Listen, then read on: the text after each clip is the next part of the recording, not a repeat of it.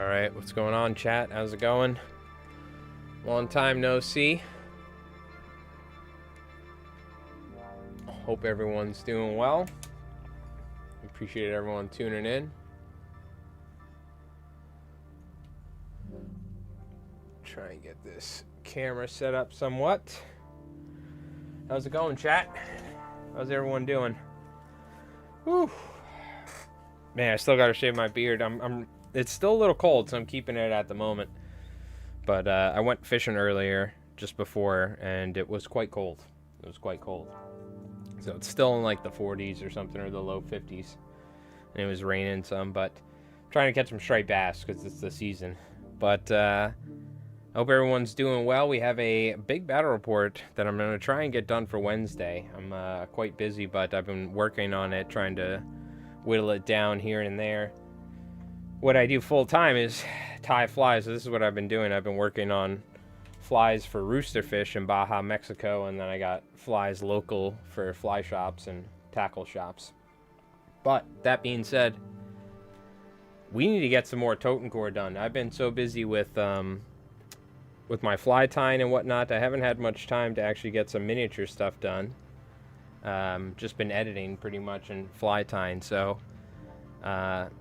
we got to get some more Totenkorp done. I think we have another 2 sprues to do. We're going to try and bang out as many as we can, and then Rev is just going to have to paint these. We'll see. Maybe we can paint it, but honestly, we might need to have Rev paint them up for us. I mean, these are Rev's. I'm just helping him build it. But I believe he has the character, the new Axis character, and I think he's working on the walkers, or he's got both walkers done or something. So he's getting caught up here. So we're going to help with getting these sprues put together. Let's change it over the music just a little bit. Put on something cool. And we can always take a look at the Warlord stuff later. We are going to have to act if we want to live in a different world. Oh yeah, a little Command and Conquer, sweet. So yeah, we got a big 3-player game, 1v1v1, and that's going to be the next battle report coming out, and it's 1,500 points, so it's like a full game with 3 people. So it's quite extensive. It's the same number, it's like a same, like, you know, couple hundred clips as usual, but it has like an additional person involved, so there's even more that we have to do. So let's get our audio levels good.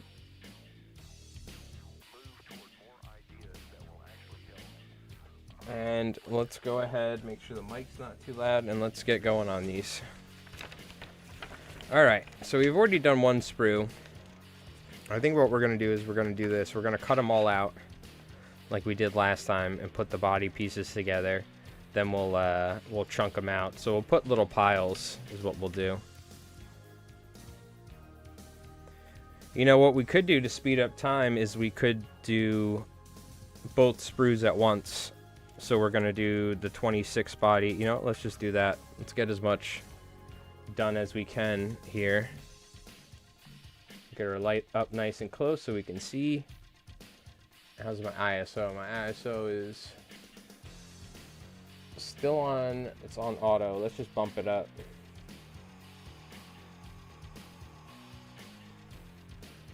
There we go. Okay, so we need number 26, 24, 22. All right, now we're just going to get clipping. I am excited to premiere the Totenkorp platoons, and then also I need to get more fireflies put together. I guess Rev has some extra fireflies, but I gotta make some more for myself because I want to do some proper firefly platoons. Okay, 26, 24, 22. So let's clip these out. And we'll put all this in a pile here. Try not to lose any bits.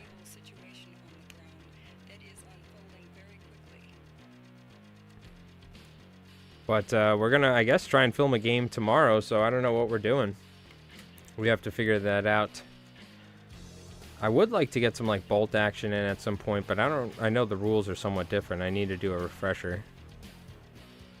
But I'm trying to think of matchups we haven't done. We haven't done Soviets versus the British, I think. So that could be a fun one. We also haven't done the Allies versus Allies. So we haven't done the British versus Americans. So Rev's been super against that. But I say, the robots rebel. We'll put them down. And we're an anti-technology faction of the U.S. ready to take out the robots.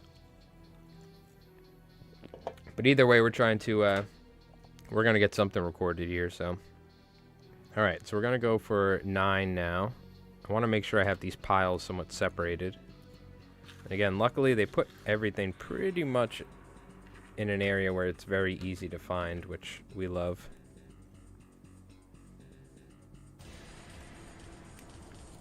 Eight and 7.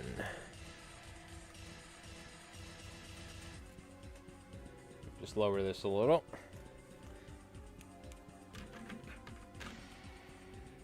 So we had our Turnip 28 game too. Was the last one. That was a lot of fun. But I would like to get some one-page rules filmed too at some point. So there's so many different stuff we got to film. But it's easy to just. It's always easy to go back to conflict because we always have fun with it. So. But that being said, I would like to do some sort of bolt action stuff, in the future.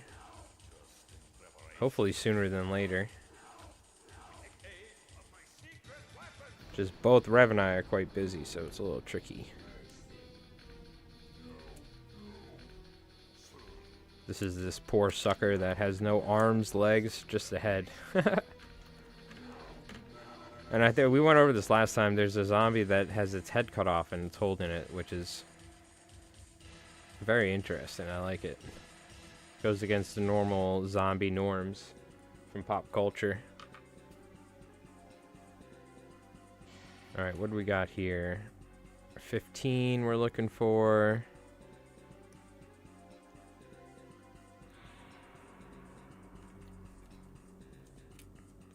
We'll make another pile down here. We'll put these up top. We got 15, 14, 13. Yeah, I'm curious how the Totenkorp are going to, an entire army of Totenkorp is going to be. I think it's quite strong. I think that's probably going to be the strongest, army in the game. Next to, a full army of bears. So I'm a little curious to see how it's going to play. No matter what, it's going to be epic, at least. It's certainly going to be an epic battle. Because when we do the Firefly versus Totenkorps, I kind of really want to... What do you call it? I want to do, an extremely powerful Firefly army, where it's they're all just dropping in. I have to play it just right as well. It's gonna be tricky because in the game that's coming out, I use some Totenkorp and sat them on a central objective. And boy, are they good at that! I tell you what, they are fantastic for just sitting on a point. So the fact that you're going to be able to score with them at some point too is going to be, or score with them in this platoon is going to be freaking wild. And I have to be on our A game against the Totenkorp hordes.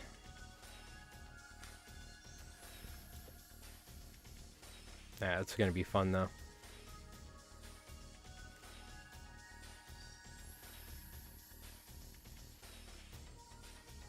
Yeah, this is definitely much quicker than doing one sprue at a time, just banging them out here. We gotta do a little bit of mold line action. Hopefully not too much. I think last time it didn't take very long because there was barely any mold lines. And then we'll glue them all together. Yo, Rev! Thanks for the re-up on the membership, brother. I'm trying to get some of these suckers done. Appreciate a round of applause. 07s. What have you been up to? You been getting anything done? What do you want to do tomorrow? We gotta figure it out. Shoot me a text. What do you want to record? You know what? Do you want to do a game of one-page rules? Maybe we do that. I've been meaning to do it. It'll be quick, so that way I still have time to work on flies and edit. Maybe we bang one of those out.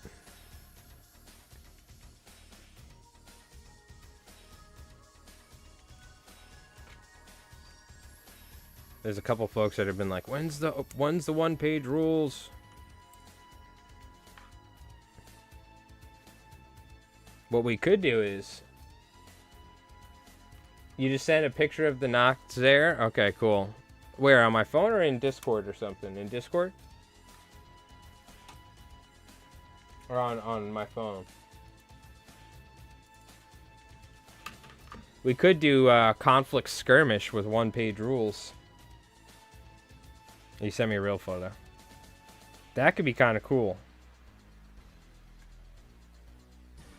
Oh, hell yeah, that looks sick.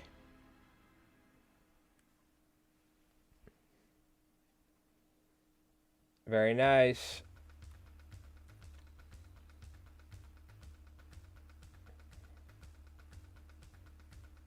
Very nice, looking cool. Yeah, I like the paint job you're doing. Very radical.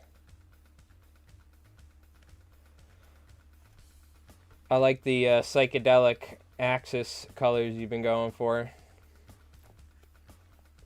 Very nice. Wait, did I get all the arms and stuff for these guys? I did, okay. Man, you get so many freaking Totenkorp on this. It's crazy. I just realized they're actually they go down in ascending order, which makes it a lot easier. I didn't realize that the first time.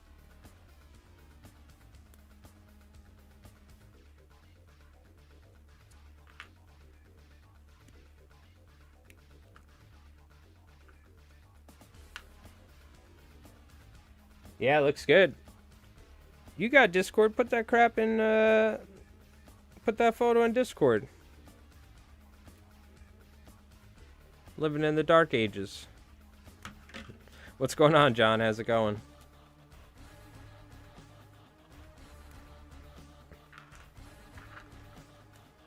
Yeah, we got two options.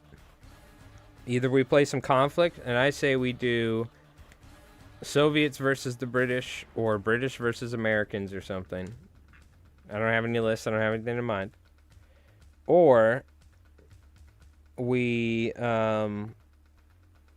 what do you call it? We sorry, I'm just looking here. Or we do one-page rules, and we could do like conflict and one-page rules, so everybody will be happy. We could do like, you could do Commissar Drugov for like, you know, as a hero or something, you know, or I could do Slammer Samuels. You don't know how to put it on your computer? Well, if you took it with your phone and you have Discord on your phone, then you just open up Discord and there's like a little plus symbol. Because haven't you shared a photo on Discord in like Mordian's Discord before? Have you never done that? I gotta show you how to do that, dude. We gotta get you up to speed here, brother.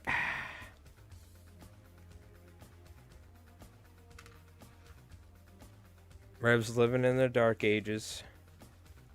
God bless him.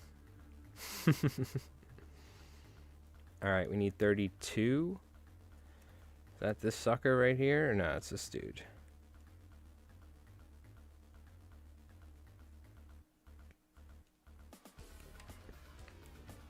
Yeah, this is actually like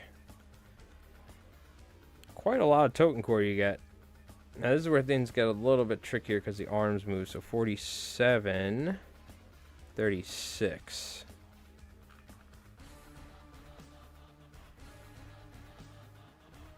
Hey, what's going on? Is it Dimitri? How's it going, Dimitri? Well, yeah, these are 28 millimeter scale based off of real World War II stuff. But then it goes crazy and like a rift opens up and then like weird occult stuff happens. But it's a it's a spin-off game of the game Bolt Action, which Bolt Action does is like a historic war game. So we have like Sherman tanks, you know, half tracks and teams, you know, little infantry teams and stuff like that from World War II. But this takes it to another level where it's like you introduce the occult and weird energy rift stuff, and now you have zombies and werewolves and stuff mixed in.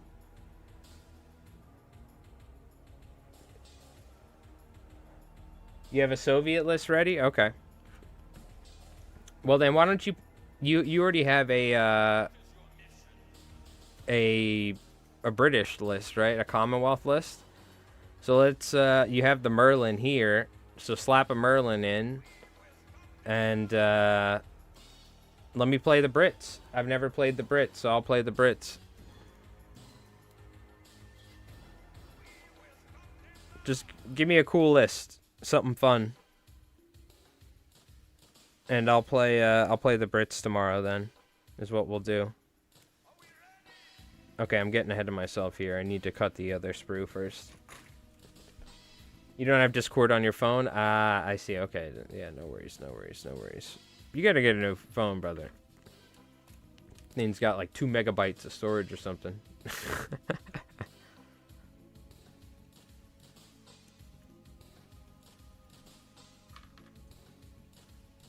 36, 47. With these arms, it's easier to just kind of twist them, and they just kind of pop right off nice and easy.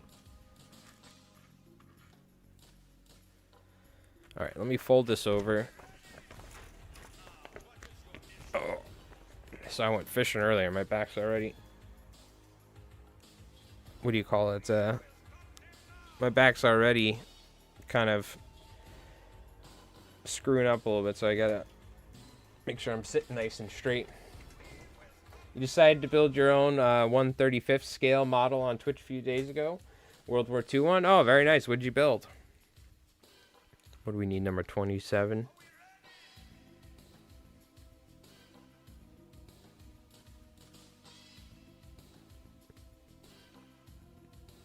All right, so we'll do Soviets versus the Commonwealth tomorrow. So it's night. We're kind of doing like 2 games of conflict and then a different game. So maybe after this, let's do the. I want to do a 1-page rules.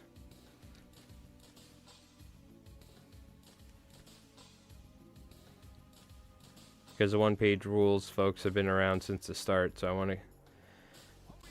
We're not forgetting about them. 44 and 28.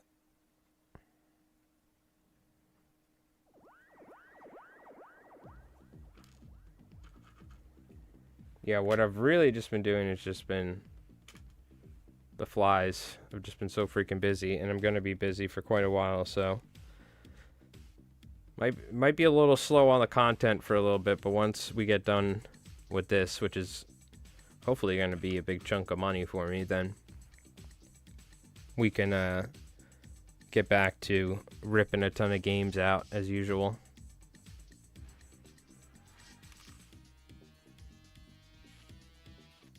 But in fly tying, I gotta when the money's flowing, I gotta tie the flies. Because they just, during the winter, is making no money the whole time.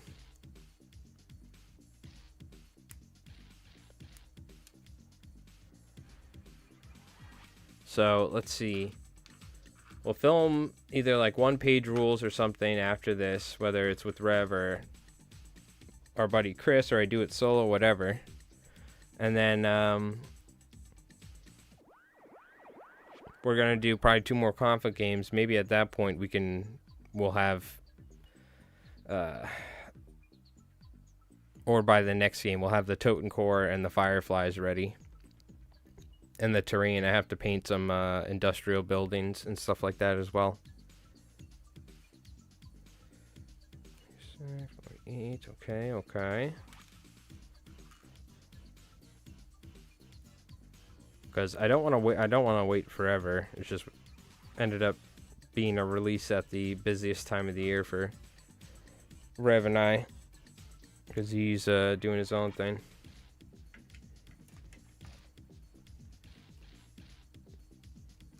You still remember your one-page rules list? Oh, we'd make new. I would want to. I kind of want to do it with conflict. I think that'd be a lot of fun. Because we could do like the Human Defense Force or something like that versus like something else. We could do like an occult army versus like a U.S. like GI army versus some like zombies and stuff and like Schreckwolfen. But using the one-page rule stats. 48, 46, right? Wait, where am I now? I'm confused. Yeah, okay. This was 50, 48, 46. Just start gluing all sorts of arms to it. Yeah, it's fine.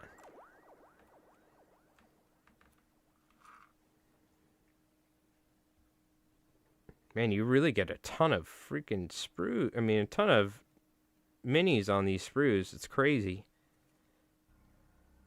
They jam-packed so many minis on this one sprue. And in a way that's not very complicated to find everything. So, kudos. I'm telling you, whoever's designing the sprue layout is, like, genius in this. I'm sure they could save, like, a very small amount of money by moving things around and saving some space, but this is fantastic. Just swap out the guard. There you go. Yeah, that works. The guard works for, like, Soviets or the Japanese, right? With your kind of mass infantry strategy. Okay, okay. Well, we got a plan then.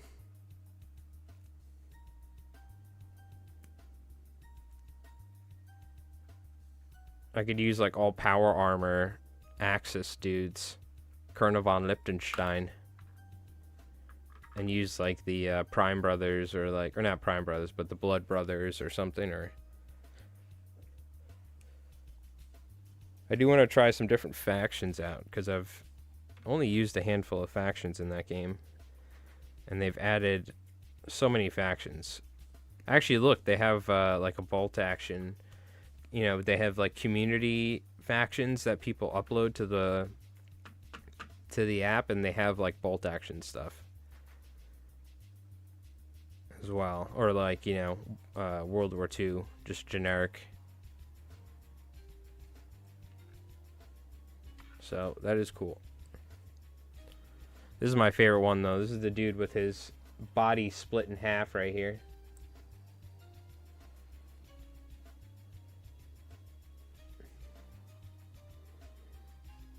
That's my favorite one.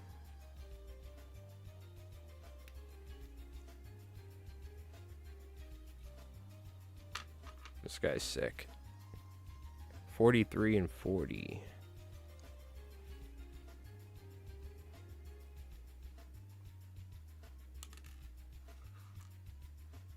Got these, like, little zombie nubs of arms. Yeah, the Japanese, what do you call it? Shiburu or Shiburu could be the plasma guns. Yeah, exactly. Exactly.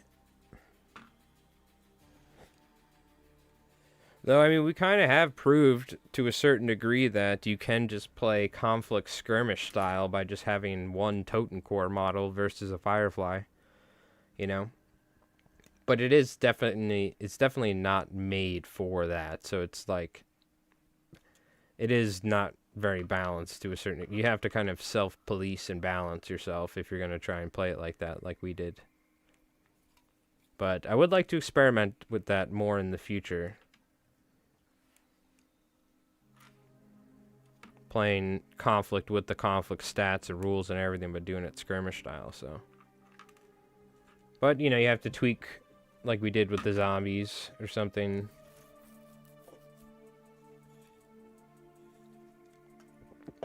And even then, we could have done it way better, as Reb pointed out after. Let's see. 45. Hey, where are you? Oh, here you are. And this is the dude carrying his own head. This guy's sick.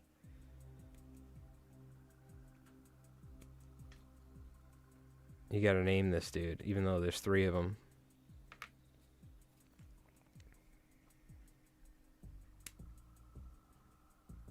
No, I think these are American minis. These are GIs, not Axis. I don't think there's like Soviets or like Japanese or British. I think it's just Americans and Axis, if I'm not wrong. And then we got the Firefly body, which I know gets this backpack for sure.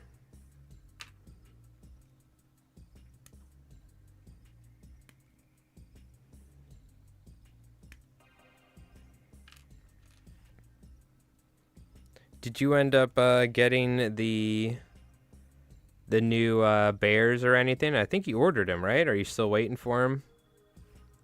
Rev, or did you not order those? I forgot. I thought you got like the new Soviet models, didn't you? Was it the starter set or something you were waiting for?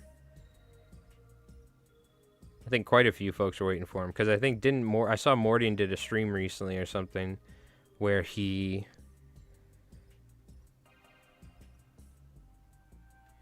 Hold on, wait. Let me just see. 35. Oh, with variants. Okay, this is where it says you can use the arms from different ones here. Let me use this. Not you? Yeah, I think, right? Mordian did he got him or something? He did a stream or something? Or he was talking about it? Oh, so they give you some variation for it, so you could, like, use one or the other.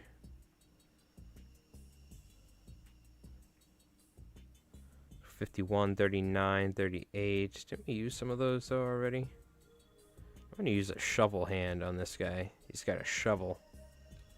Yeah. Does that work? I think so.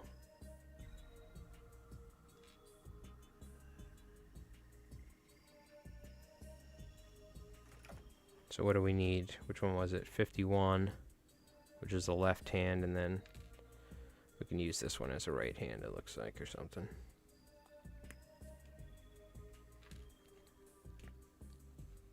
And that was for the Firefly guys, okay.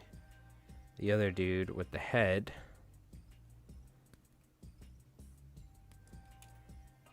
I mean, we're doing pretty good progress-wise.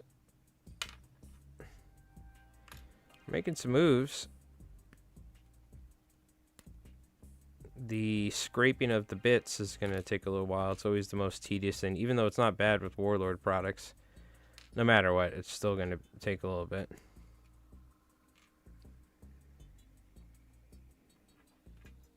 This is the thing that stopped me from just spending or getting a ton of minis, is the fact that putting them together is like definitely my least favorite thing. Painting them is my favorite thing. So that's where like a 3D printer has been nice.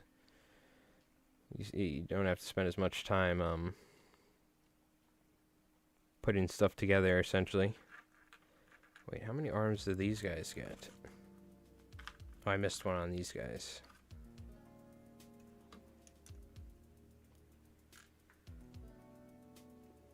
Here we go. Good catch, good catch. Something tells me my opponent wouldn't appreciate if I got more bears. Yeah, it's alright. It's fine. It's fine. I haven't played him in a while. That's the thing. If once we play tomorrow, I'm gonna be like, yeah, you better not get any more goddamn bears. But you can swap ones out with the malls and not. No, I'm joking. It's all good. Damn straight, you better not get any more bears. I'm gonna put this on autofocus.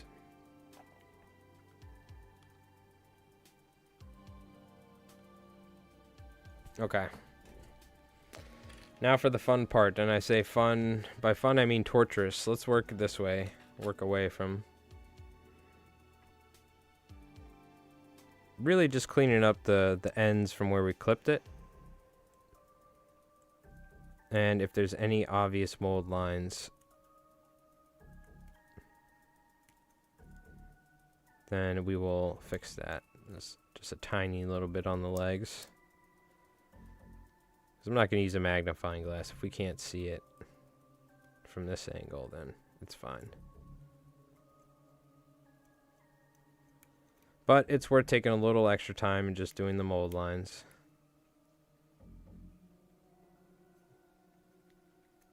Luckily, they aren't GW mold lines.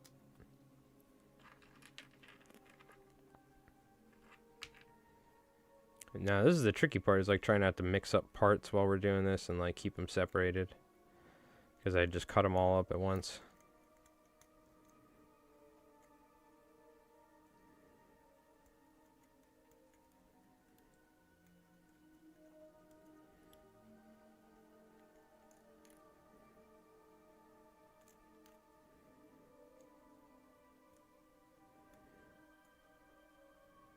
Luckily, I'm working on like 2 at a time that are identical, so the mold lines will be the same, everything will be the same, the contact points where I gotta cut them.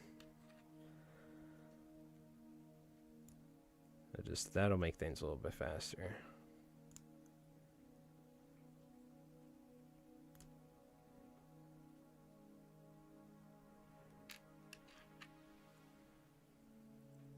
I have a box of the old ones I haven't built yet. Gotcha. Oh, you're swimming in bears over there.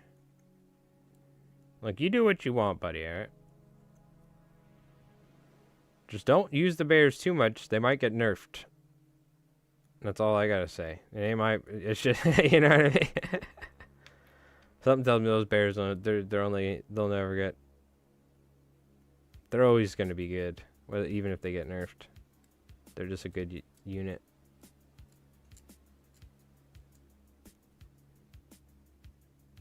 All they've really done is just little points adjustments and some FAQs.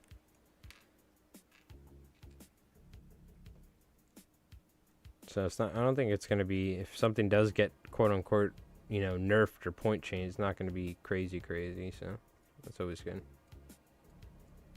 That being said, bring it on. I'm taking the bears out with the clankers tomorrow. Usually down with the clankers, but tomorrow the clankers will rise up.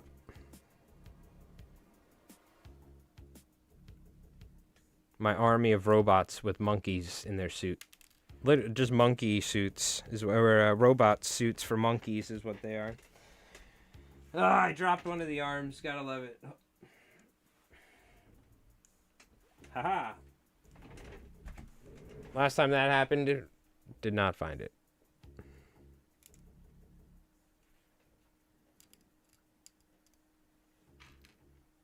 She gone. That one we got, though. We got lucky.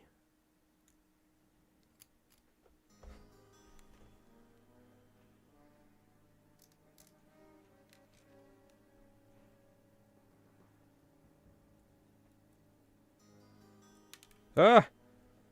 I need like a little net over here to catch them from falling. From my sausage fingers.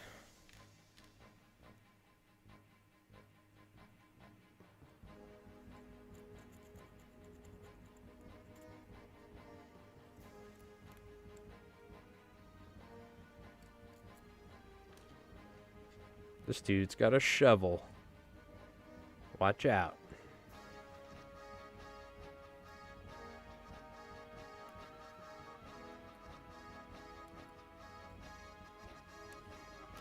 Alright, Firefly, big guys, down. Let's move all to the side. And then we keep moving.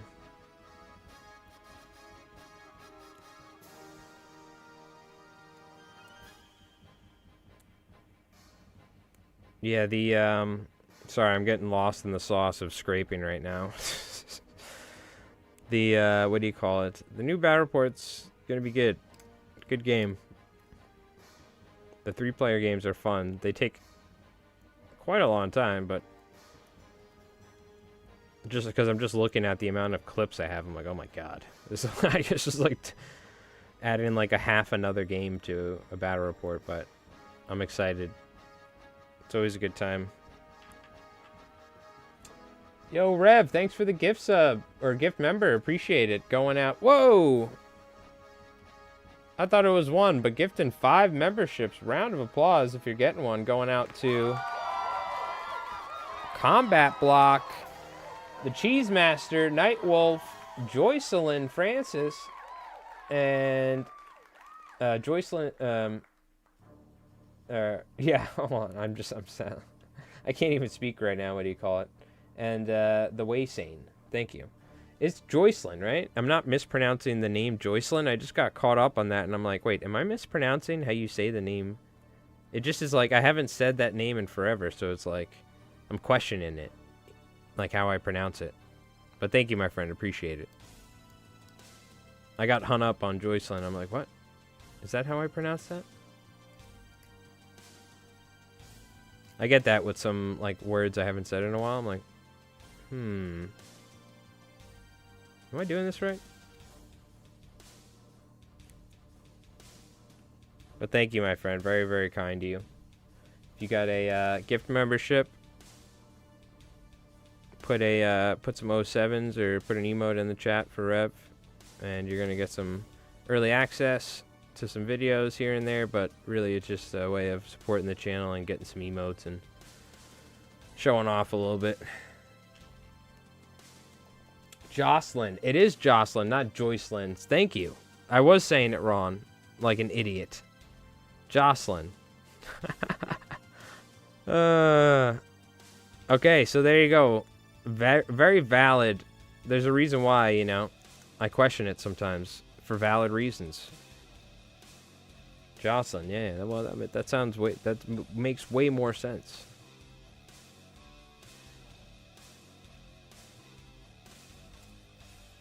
I wish I could say I was just rage baiting Rev or something by mispronouncing everything, but I genuinely did not know how to pronounce that name.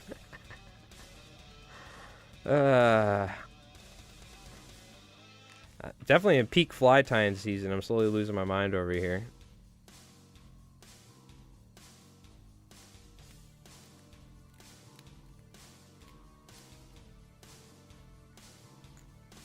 Yeah, see, the mold lines aren't bad in this.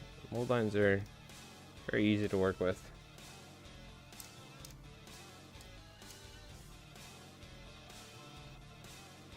Very easy, very easy.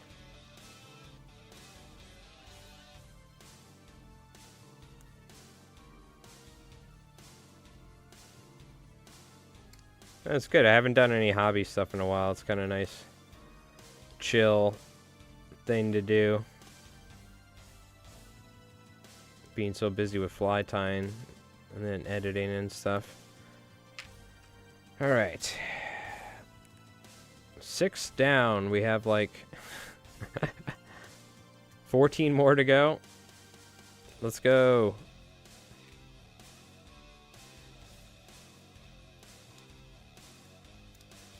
Get the nubs.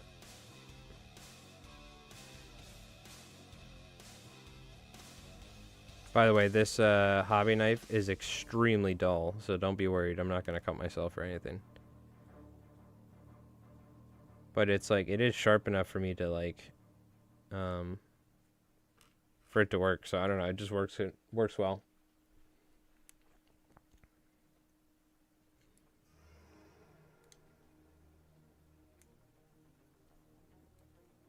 Man, I'm disappointed in my name pronunciation skills today. Going downhill. I like these, what are they, Schwertruppen? Like power, damage value 6 power armor. I like these Totenkorp models. Power armor, zombies. That's like truly terrifying. Zombies and power armor. I'm assuming the power armor probably is like not working properly, but if you get one while it still has some like juice in the generator, I don't know how these things work, by the way. While it still has some rift juice in the tank and the guy gets turned to a zombie, you're gonna be in for a bad time. Something tells me. Plastics are the way to go. What's that for the mini? Are you talking about a plastic blade or something? What's going on, San Diego? How's it going? San Diego. It's a beautiful city, isn't it? Or, I was trying to think of Anchorman quotes, but you get the idea. San Diego. Been to the San Diego Zoo years ago when I was a kid. It's a fun zoo to go to. Like riding around on a safari.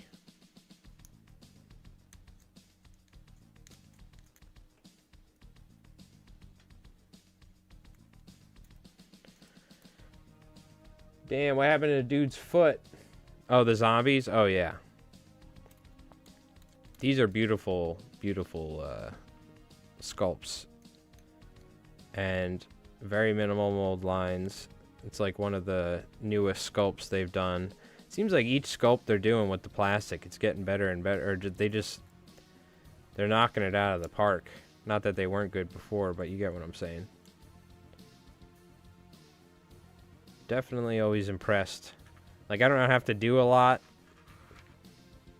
You know, there's not like 100 bits. There's like a body, an arm, and some heads. You know, it's like super simple.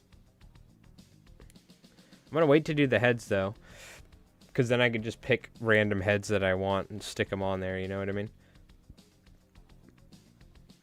Maybe I'll let Rev choose that or something.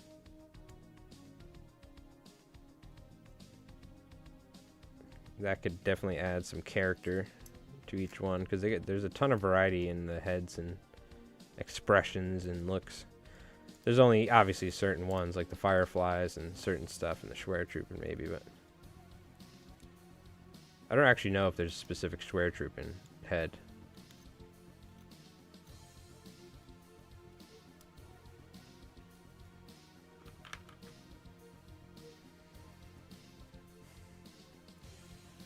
It sucks going back to cash resin because it breaks so easily.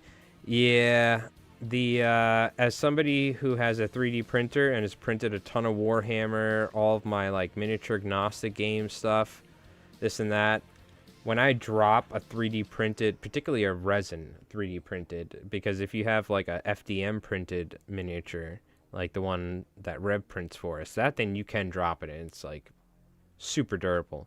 The resin ones, they will straight up just shatter. You know what I mean?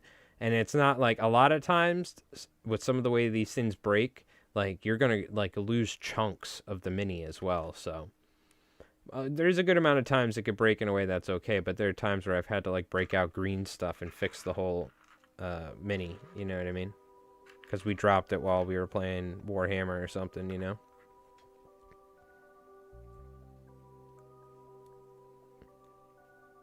With the plastic, you can be way more durable. And if something breaks, it's usually like less breaking and it's like the glue popping off of an arm or something, you know what I mean? So that's nice.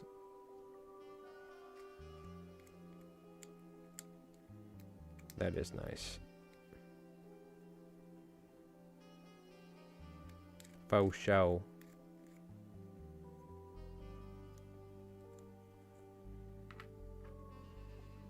Yeah, the quality is great. I love them because I've built other plastic minis before, a lot of GW stuff and some other companies, and I've definitely had some experiences where I'm like, dude, what's going on here? From start to finish, it's like a freaking disaster. There's gaps, you know what I mean, because of weird body designs where the bodies are like cut in half. Like, what are we doing, guys? Come on, trying to get me to pay like $100 for a box of minis. Better not be aggravating to put them together, you know what I mean?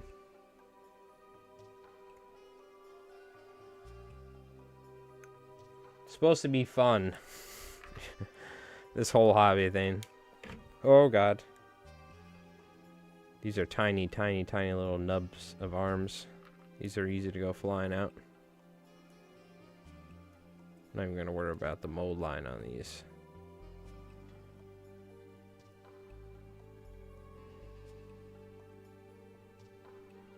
And the plastic's forgiving because you can use, you take Tamiya You throw in some sprue, cut up some sprues, chunk it in there. You get sprue goo, and you can like cover up a lot of like gaps. You can like melt, you can like weld things together. That is nice. You don't have to use super glue. Yo, Bobzilla, what's up? How's it going? Hope you're doing well, dude. I went out, did a little fishing earlier, freezing. Saw like, I think I had like either a fluke hit my fly or like a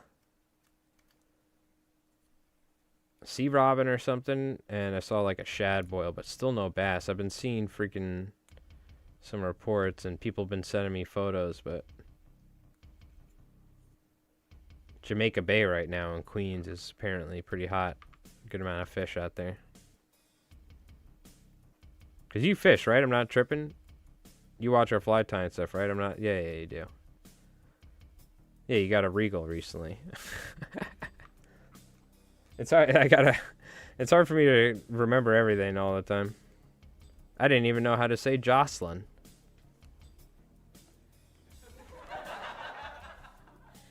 I've seen some good kit bashes with the zombies. That is a stump. Oh, that's cool.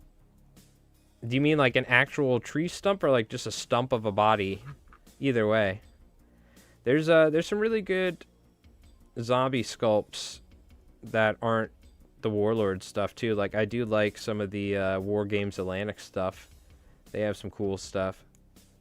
And there's some great 3D printed ones. I personally use the Kaishakuno miniatures in the Conflict Discord on I bought them before even Conflict came out because I was like, these look great for the game on my mini factory, and that's what I use for my Totenkorp, or the Kaishakuno STLs, and they look sick.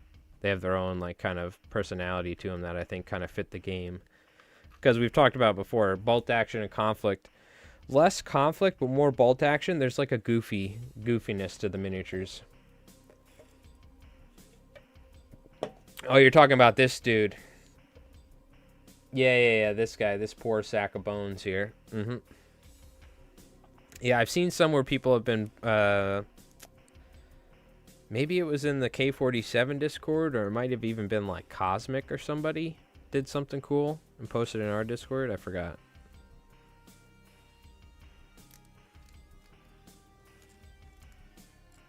Dude, I like... This Command & Conquer soundtrack is so good. I'm going to have to play the game one day.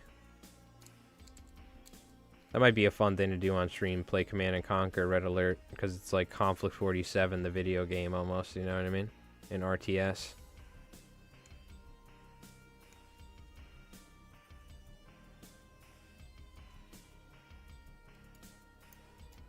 We are still trying to... we got to figure out too. I want to do some Conflict on Tabletop Simulator. What I'm really hoping for is the bolt action game that's going to be coming out on Steam eventually. I hope that we can like mod that and play just Conflict in the bolt action game.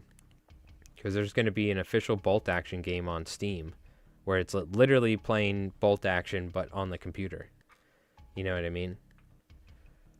That's going to be sick. Been pouring rain every chance. Yeah, I know. Yeah, sorry. Well, especially with all the dirties we're blowing around here. You know, all the hookah lounge visits. I won a roll of filament off of Polymaker at Adepticon. It just came in yesterday. Ah, very cool. They remixed it so it worked on a proper modern machines, if I recall. What are you talking about? Command & Conquer? Yeah. I think they have the Red Alert one on Steam and everything. I think they have like a remastered version or something that I could get.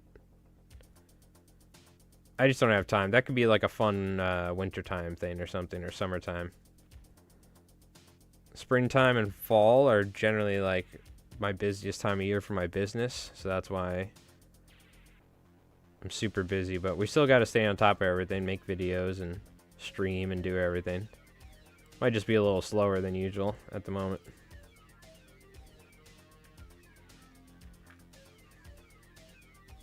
Like, I need to edit the next battle report. I need to film and edit a fly tying video. I need to work on hundreds of these roosterfish flies. I need to stream, and I want to go fishing. And I also need to work on some music for some videos. So I've been playing guitar. So it's like I'm trying to do like 100 things. I'm like, ah! Help! But the number one thing is I gotta get the flies done. So I can pay for all this, help pay for all the conflict stuff and everything. Red alert, yep. Or an expansion, for Conflict 47 in the bolt action game. Exactly. I feel like that would, you know, that would probably take forever. So like knowing how it works, people would probably just they probably mod it. That's the great thing about the community is they'll mod stuff when it comes to like video games and stuff. Like Tabletop Simulator is fantastic. I don't think you only want to play games on Tabletop Simulator, but I think it's a great way. For instance, like we could play with Tiki the Hut, we could play with Ed Scar, you know what I mean? Maybe challenge Morty and Glory one day or something or whatever, if he'd be into it. But it would be nice to have like an official, like if we could do it in an official bolt action game where the mechanics are all seamless and somebody could just mod it in, you know, or an official expansion. But I think we're lucky enough we're even getting a real bolt action game. So I'm super stoked about that. Even if we could just like do some cool like battle reports with that game, but do it all like cinematic where it's all like cool shots and everything and it's all like filmed in a certain way. I think that could be a lot of fun for the channel. So also we've been trying to figure out like I want to play against you folks in chat. That could be a good way to have where we play against chat, because it's very easy to show you guys the whole situation without having to have my camera set up in an awkward way on a table and stuff, you know what I mean? But either ways, I'm excited for that. That's going to be fun. So kudos to the company making the game and Warlord for allowing it to happen. Because I've always wondered, why the hell has Warhammer never had a like official simulator of the tabletop game, you know what I mean? So it blew my mind when we got into it. I'm like, why have they not done this?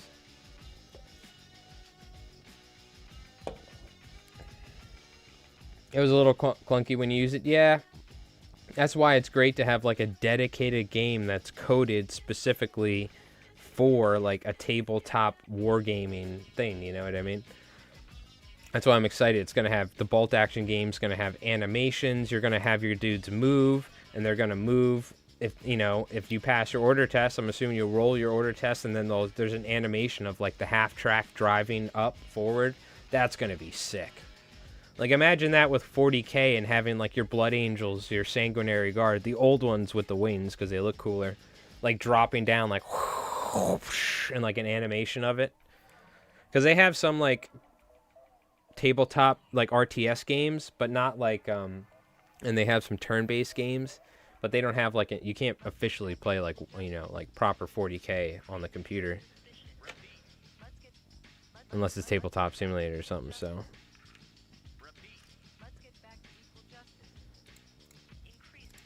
but anyways, I'm excited for it. There's some cool stuff in the works in the future that we just gotta be patient for. I still got to make some videos too. Like I want to do a video on like how to put together an army and turnip and stuff, and some videos on conflict.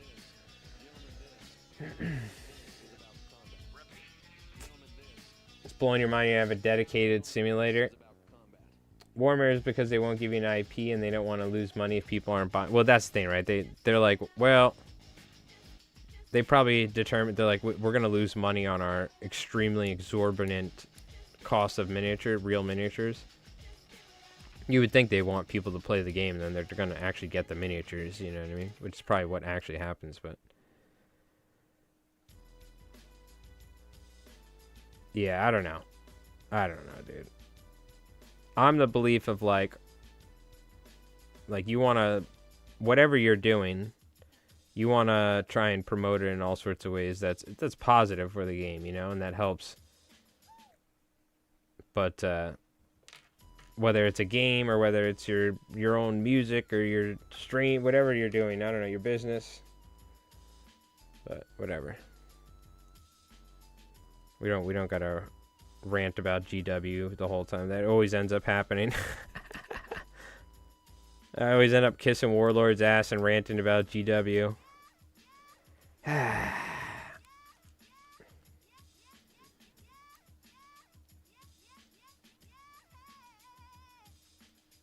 Some cool looking stuff. Are you folks getting ready? I know we got folks getting ready probably for 11th edition. There is some cool looking stuff. As a Blood Angels player, seeing Blood Angels and Orcs. It's Blood Angels and Orcs, right? Is going to be like the main story, if you will. That is pretty sick. Because I play Orcs and I play Blood Angels.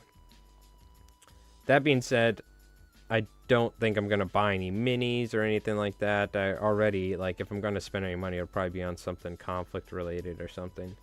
Or a newer game. But, I don't know. We'll see. We'll see how it goes.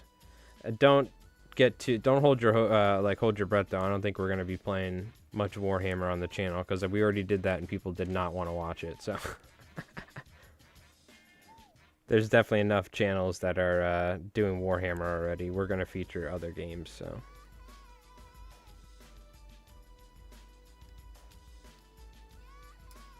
But it is cool. We'll see what it's like. I'm sure I'll play some with Rev at some point. Probably off camera, you know.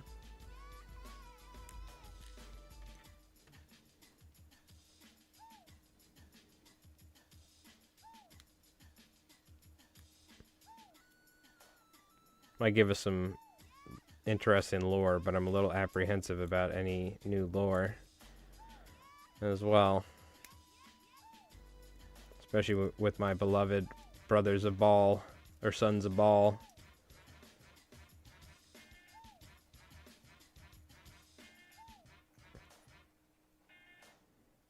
Space vampire guys. All right, we're making our way, dude. We're gonna take a little break once I get to the end of this, but we're cruising. We cut all these. We're doing all the mold line action, and we're gonna glue these suckers together. I tell you what. Nice outdoor barbecue and beer game when the weather is nice. Yeah, we could play some 11th edition when we get some nice weather and we're cooking up some hamburgers. We do that every now and then. We'll play out in the backyard. It's kind of changed because we're filming nowadays, but before Mike Rolls Dice became a prominent thing in our wargaming, we would play outside all the time.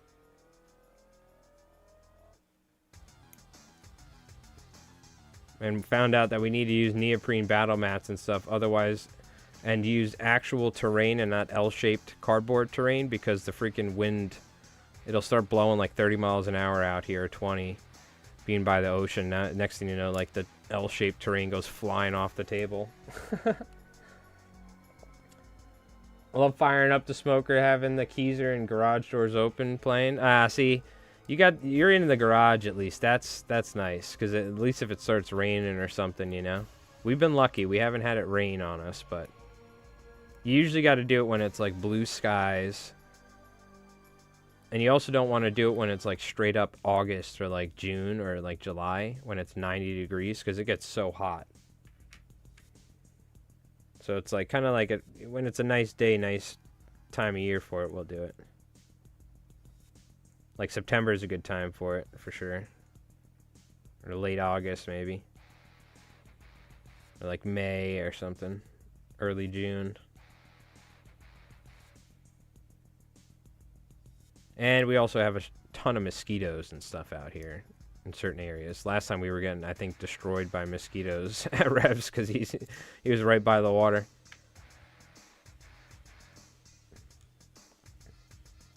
Attached two-car garage, nice. Is that where you have your gaming table at?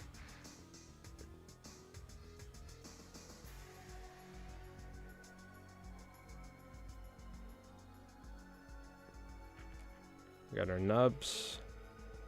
This dude's holding his intestines. Whenever I build these zombies, they make me want to play Resident Evil. I was playing Resident Evil on my Ambernick recently. I was playing the old school OG Resident Evil, the original, and then Resident Evil 2, the original PS versions.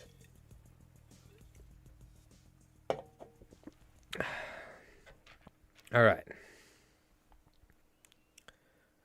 We're cranking away.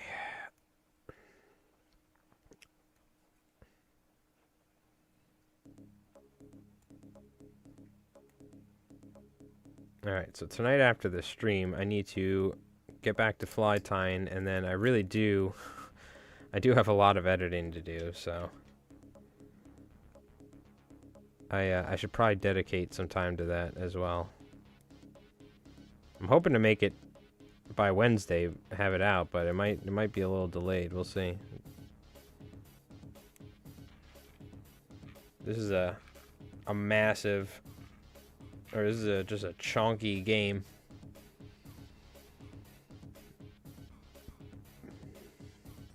You got one of the foldable ones? Nice, nice. Are these like just a foldable table, or are these one of these foldable tables made for wargaming where it's like a 6x4 or slightly smaller sort of thing? I've seen ads for it. Or is it just like a straight up you found a table? Because that was the one thing that was hard, is finding a table from like a regular store that was large enough to accommodate like a traditional game size of Warhammer, like 6x4 or something, before they changed it to whatever it is. Which is so dumb, because now like Rev has mats that we can't even use for conflict because they're slightly smaller. We'll use them, but it's just, it bugs us. So it is kind of annoying they did that.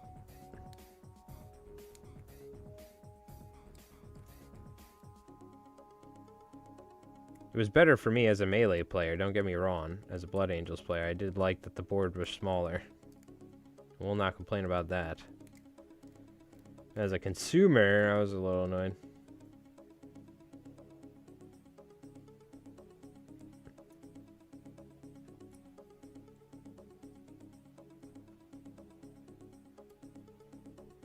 A tricky little spot here where I trimmed it.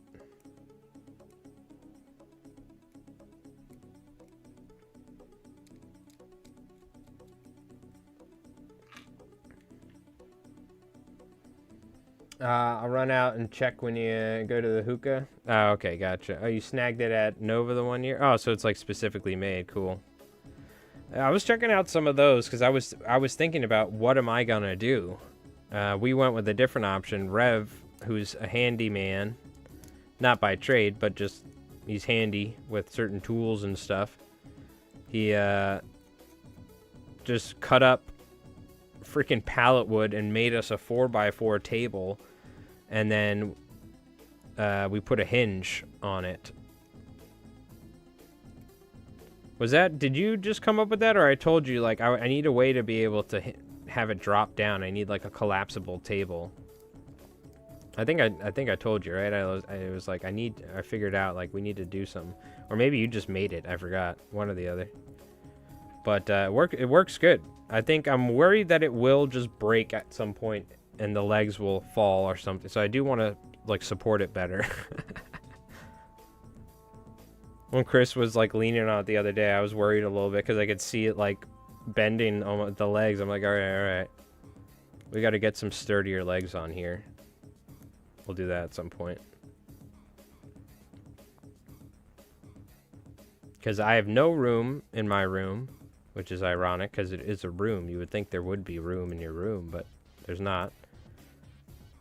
There's also where I sleep and where I work, tie flies, so very little space, so it needed to be collapsible or like compact. But I also use it for storage as well, because I have a ton of stuff, so it's tricky. Warzone Studio, gotcha. Yeah, I'm not in the market to get one, but, you know, maybe in the future, if we ever need to, if this one breaks. But hopefully that's not going to be the case. I think it's fine. All right, I think we got them all. I think we're ready to glue these suckers together. Let me just check these last. That right there.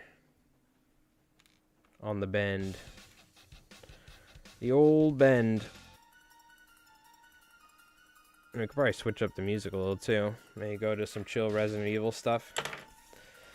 Alright. Whew. My god, this is my least favorite thing. That support is mahogany. It's not gonna break? Okay. Well, it's more so the legs, because it's just... Aren't they just straight up pallet? Right? Or are they mahogany? It's just like, maybe not break, but more so like just come undone. You know what I mean? I just want to support it a little bit more, or have some sort of cross bracing from the legs or something. I don't know. I got to figure it out because it's like kind of weeble wobbly. The whole thing moves around, you know? They were pricey. The Warzone is $280. I think I paid $225. I mean, honestly, $280 is honestly not... When you think about it, it's really not that bad, even though it is very expensive. Like, if you were actually gonna buy a 6x4 gaming table, they're really expensive. So, or you kind of need to essentially like make them to your spec, because it's kind of hard to find like a proper wargaming table, you know. And if you try and buy one that's labeled as one, they're generally quite expensive.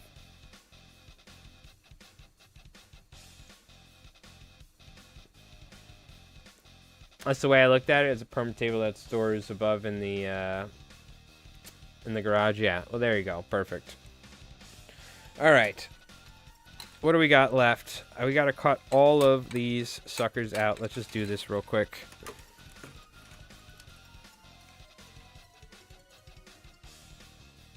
I'm just going to, like, cut them as close as I can, so we don't really need to, like, hopefully trim them.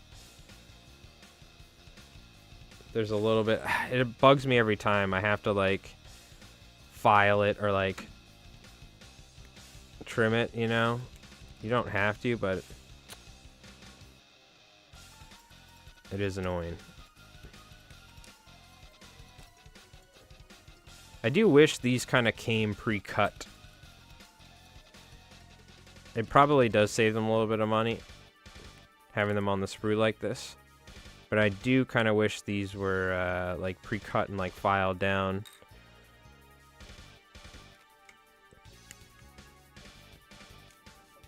Or just like when they were pressed that way. Because you can tell they always come on a sprue. Even when you do get them separated, you could see they were like cut off by hand or maybe like a machine or something, and you could see the marks on it.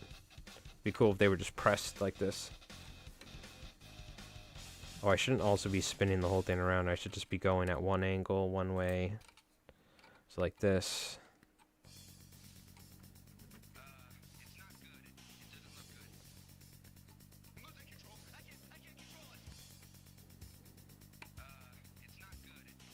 And then rotate around. That's kind of the pro strat.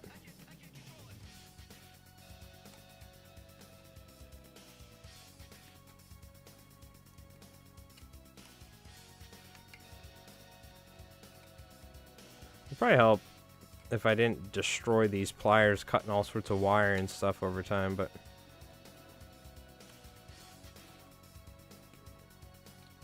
we can actually kind of do it 2-for-1. I forgot. Could have hit the other angle before, but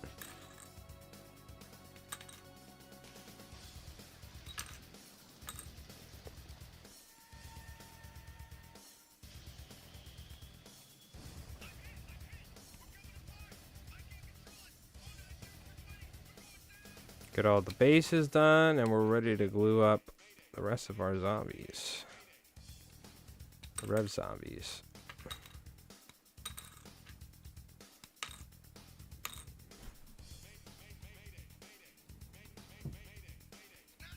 It needs to develop like a little jig that you can stick the sprue in, and then like, or stick these like break these off like into pieces, and then like or like a press that presses it. So you don't have to sit here and do all these individually, like a 3D printable cutting jig or something.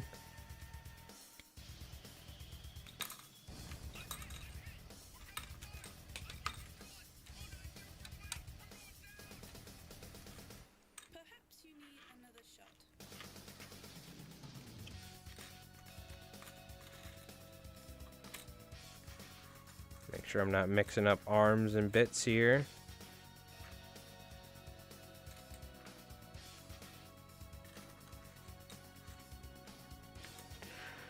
Okay. We're almost there. Almost there. Making progress.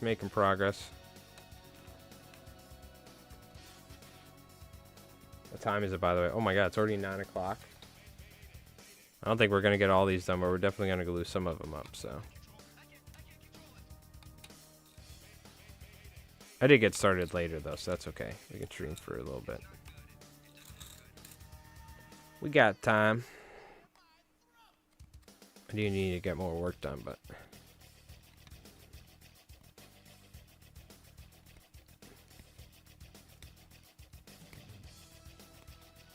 Oh, it's satisfying when you get the last ones done, though. I will say that.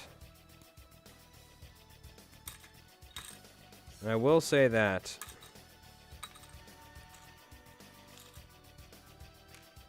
Okay. Very nice. Now we are truly ready. I mean, we still got to scrape them. We'll do that when we get back. It's going to take 2 seconds. We got to do this.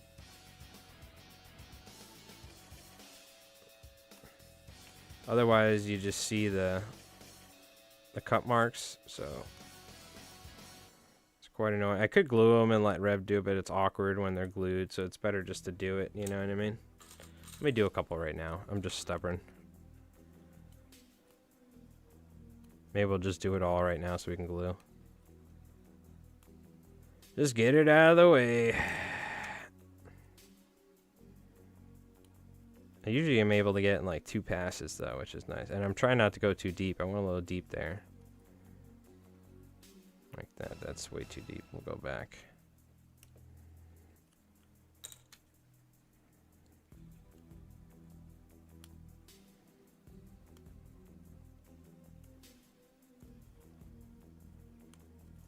Just enough so there's not a rough tag end on it, you know, on the end of it. That's all, that's all. This is where we're probably having a nice sharp one just to quickly, like, clean it up.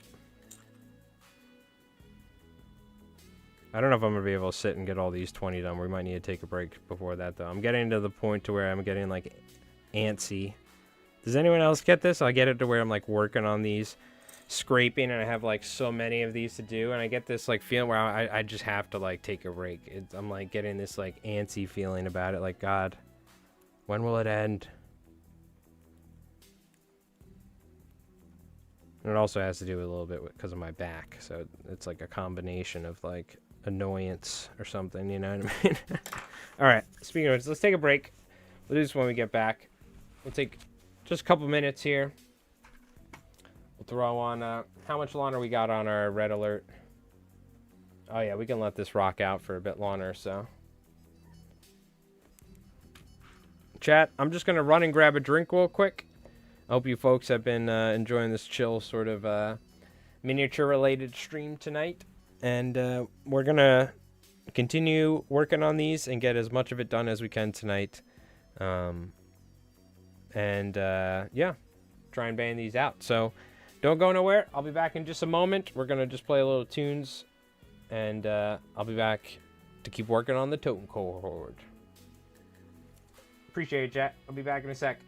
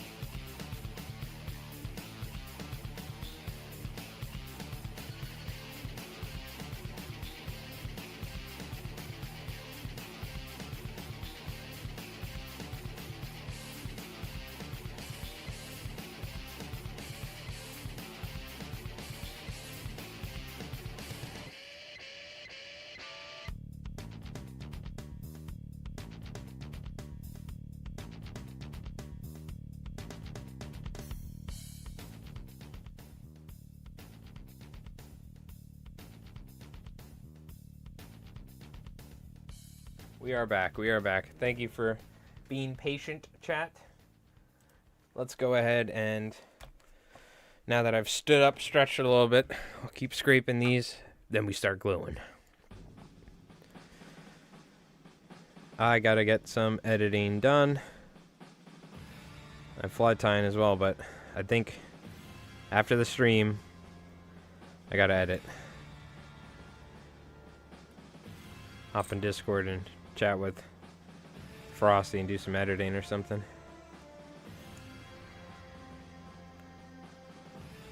I really want to get some music, like some original music backing tracks done for the conflict stuff. Just some like lawn, sort of like rock songs and stuff. Background, just instrumentals. So I can mix it up and stop using all the same songs, but it's going to take a little while, but that's also another thing I'm working on.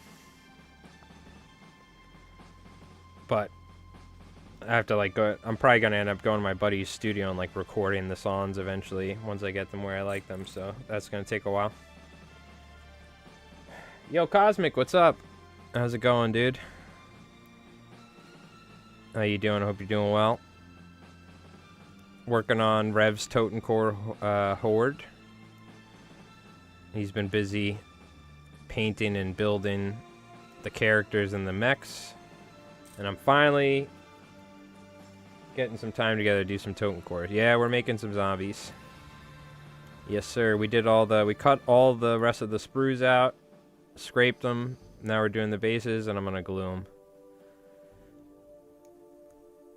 Ideally, I wouldn't mind getting all of these done, so then Rev can take them back to his workshop and paint them up the way he wants. Because I was going to paint them, I think, but I don't even know if I'm going to have time. I have to get a couple hundred roosterfish flies done for an order, so... Yours are almost ready, dude. They look great. I saw you posting them. You know, just so you know, we have a so you don't have to post them in the general. If you go down a little bit in your left in the Discord, there's a tabletop and miniature related section, so you can post them in there. Doesn't really matter, but there's a section for it. So, but I saw the photos look great, dude. I saw you posted them recently, an update. I love the kit bashed walker. That's right up my alley. That's like what I did with my orc army. I like just took a bunch of like random stuff and like started gluing stuff together. I'm like, this looks sick. So that's my favorite out of what you've done, the kit bash walker with the glue tips for the legs.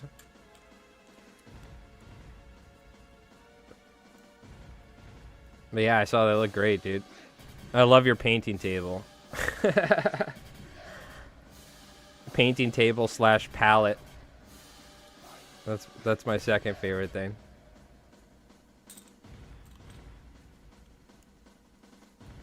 Alright, I'm doing this with freaking determination right now. This music is like getting me in scraping mode. I want to get this done so I can glue. Yeah, kit bashing is fun. Kit bashing is fun. I don't know, a lot of times I do kit bashing out of straight up necessity because I just don't have a lot of stuff, you know? And I'm trying to make like certain sprues go even further. So I'll just try and find whatever sort of crap I have. Unfortunately though, I've done a lot of 3D printing, so I have a good amount of like some Warhammer stuff, but I don't have like a huge selection of backup stuff. So it does get a little tricky. Like I don't have a giant sprue box or parts box, and I have used a lot of parts over the years. So I've used like a ton of 40K parts from Age of Sigmar or other games, and then like used them for miniature agnostic kit bashes that I've done, or custom models like my turnip army, you know. But the good thing about 3D printers, you can always print arms and cool stuff. So yeah, you got to make every part count, especially when you're buying them. Especially when you're paying like $50 for 5 Space Marines. I'm using every single part out of that box for everything I can. The Warlord game stuff is a little bit less expensive, so it's a little easier to stomach. But stupid me, because Rev was playing tournaments, And I was like, oh, I'll go play a tournament. I should have an army just in case. So I like have my Blood Angels that I have like 2,000 points of actual GW minis. And then after every game of Warhammer we play, I'm like, dude, there's no way I could play a tournament. My back is killing me after one game. How am I going to play 3 in a row? And I hate playing with the timer. So. But I am a sucker, though. I will say I love my Blood Angels and my actual GW minis. There's something about it. But there is something, it is a luxury to go and spending $60 on 5 miniatures, you know what I mean? Tell me your Zogling has tentacles? Zogling? I don't know, what the hell is a Zogling? Is that from Turnip? I don't know what the hell a Zogling is. But no tentacles, no. I'm a sucker for Blood Angels lore. You know what I mean? They're kind of what got me into 40K, and like I got deep into the lore, and that's like kind of what YouTube recommended me. I was like, oh man, this is great. And I love just screaming, "For Sanguinius!" Like if we play 40K, I'm playing it just to charge 24/7 and yell, "For Sanguinius!" You know what I mean? Like, that's the only reason I play that game. But it is fun. And I will play it just for that as well.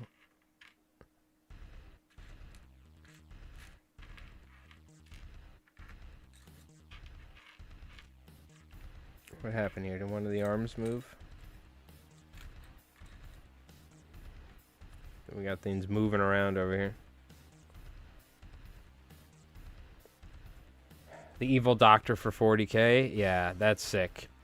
I haven't seen what Rev's done. I think he's painted it or put it together. Or he's working on it. But I'm excited to see what... Oh, God. Oh, you're talking about Zogling. It's not Zergling, right? It's Zogling. I don't have one. You have one. Are you talking about Cosmic? Do you have a Zogling? I'm assuming you have a Von Zogling, right? I was like, what the hell's a Zogling? It sounds like a turnip model, doesn't it? Well, this is my Zogling platoon.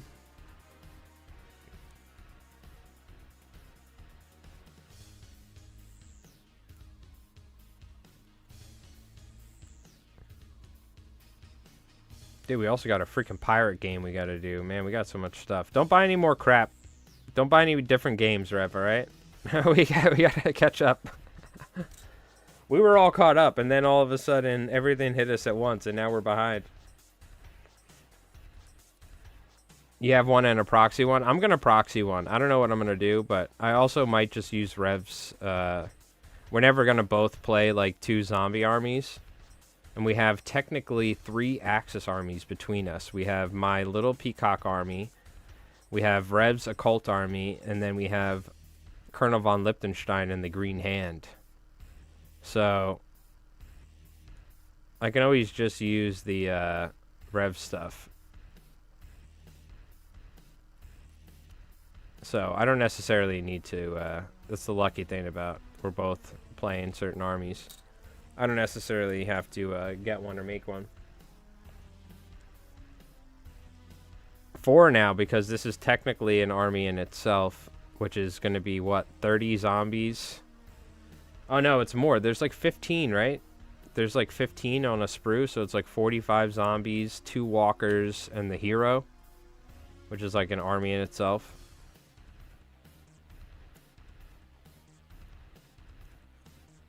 Yeah. As usual, just like Bolt Action, the Axis getting all the cool crap and the love. It's one of the most popular factions in both games, I think. I know it was one of the most competitive factions in Bolt Action, I think. I shared some of my zombie horde updated. I'm almost done. Just 8 left, and I have over 66. Oh, my God. All right, we'll take a look anyway, because we missed the last time. So we'll take a look before the end of the stream. I'll pull up Discord. 66. So in the game, which I have to continue editing. It's coming out Wednesday, hopefully. If not, maybe it'll be a little bit later in the week, just because I'm so busy. But I put a single 12-man squad of Totenkorp on the center, and it's a hold the center with 3 people.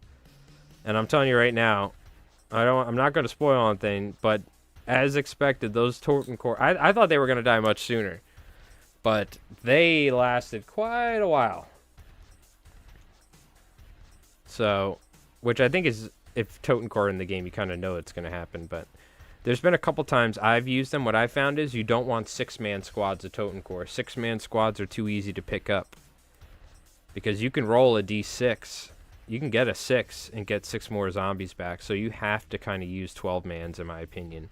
You have to max them out, and that is where they're most resilient. Whenever I've used them in 6-mans, Rev's been able to pick them up with units of Noct, Alban, and things like that. Germans are very popular, yeah. You need to get the new plastic pack guns. Yeah, we have Rev printed me out, I think, a pack 40 or something, or one of the big AT guns. Or AA guns, one of them, I forgot. But one of these days we do need to we have the new bolt action campaign book. We have Rev has a British bolt action army, Japanese bolt action army. Am I forgetting anything? I think that's what you got, right? And no, wait, what else? What else have you played? We've done Americans versus Axis. Do you also have an Axis bolt action army? I forgot, dude. He's got everything. So he's got everything. So we have to do bolt action on the channel. I really want to. Right now we're kind of hyped on conflict still, but at some point we're gonna have a nice mix of like turnip, one-page rules, conflict, bolt action, maybe some other games. No matter what, conflict's always going to be like one of the main things, but we have all this bolt action stuff that I would love to do. I think we got it. I think Rev got it, or if not yet, make sure you get it. The Mega Walker, because we have, and I'm ordering it, you'll see, we have a piece of terrain that utilizes that ball, that glowy ball, so I'm going to order it from Amazon. I was waiting to get some money. So we already have a piece of terrain in the ball, so if we could just print out that walker. Now, Rev, we were talking about the legs are huge, so either we cut it up. Honestly, the best thing would be if you could cut it up and then print them up like that, but worst case, I can make legs out of foam using the 3mm or using 2-inch thick the pink 3M foam. What the hell is the name of that foam? XPS foam, and I have a Proxon foam cutter. I'll just make the legs out of foam. Soviet, Japan, pause production on 8th Army. Gotcha, okay, yeah. Soviets, that's what it is. The Soviets you have for bolt action. That's what we've played a ton. Yeah. We've done Soviets versus the Germans and stuff.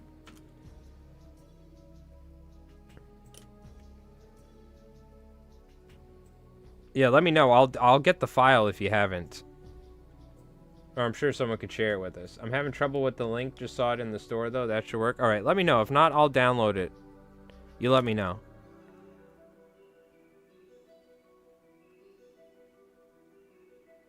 I would not even think about printing that or using that if it wasn't for the fact that Rev has an FDM printer, though, Cosmic. Because it's huge. And my little resin printer, it would just be a freaking disaster trying to print that thing. I caught it in my legs.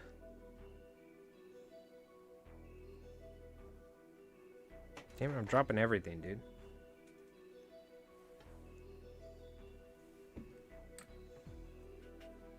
I'm dropping it all. What the hell happened to the arm?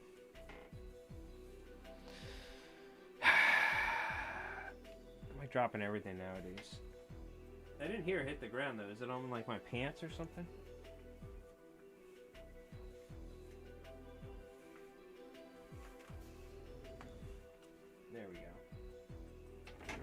arms are so light and tiny. So tiny.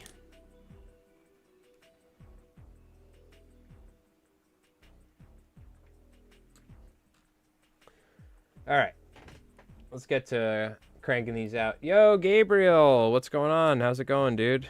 I hope you're doing well.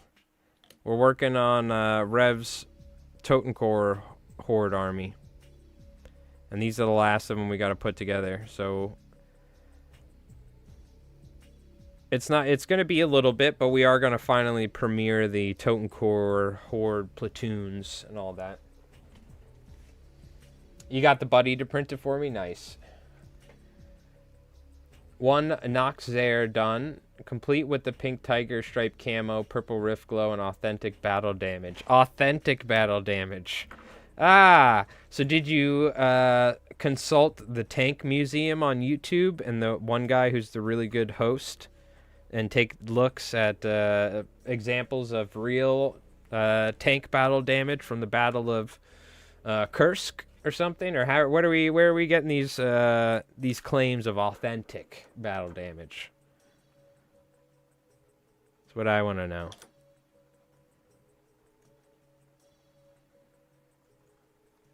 Mr. Authentic Battle Damage. I do like that you threw in authentic battle damage. I had to call you out for it, though. Authentic. Yeah. So what you're telling me is you took it out back and you shot it with a 22. That's what you did. That's what you did, right? Hell yeah. Sheesh. Round of applause for Rev. He took it over to the range, shot it with some buckshot. Hell yeah. You're building an Opel Blitz with a zombie driver and passengers. Alright. Look, what is with these Totenkorp? They can carry their own heads in their hands and they can drive Opels. Next thing you know, you're going to tell me they can re-roll their hit rolls. I love it. I love that they're driving an Opel. But you need to make the Opel... Well, or if you're painting it, or you building it. So what you need to do, Gabriel, you need to make that Opel look like it's crashed. Like, they just need to be crashing into everything, I feel like. Because they're zombies. Like, they can drive it. Because these aren't, like, normal zombies, right? But, like, I'm sure they're not good at driving, right? He got his license. Don't take this W from him. All right. Let him cook. Let him cook. He's like one of the movies where the zombie's like sentient. Okay, that's fine. I'll allow it. Zombie graffiti. Okay. You're just quoting Kung Fu Panda as one is wont to do. Mm-hmm. My Nox fell off the table. Is that authentic damage? Yes. Yep. For sure. Maybe they used some weird rift technology to get it there and it just fell out of the sky. They didn't approximate the like Willy Wonka teleportation where it would go. And it ended up just falling out of the sky. Also doing an Opel Blitz, but I put in the windshield and windows and painted over them. Is that something you're not supposed to do, I'm assuming you're telling me? Or was that something you were supposed to do? Because they're probably not clear windows, right?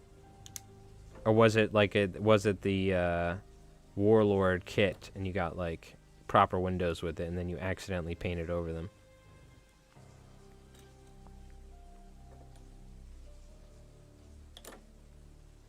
Little Resident Evil chill music. It's perfect for some zombie building, I tell you what. God, my voice almost cracked there.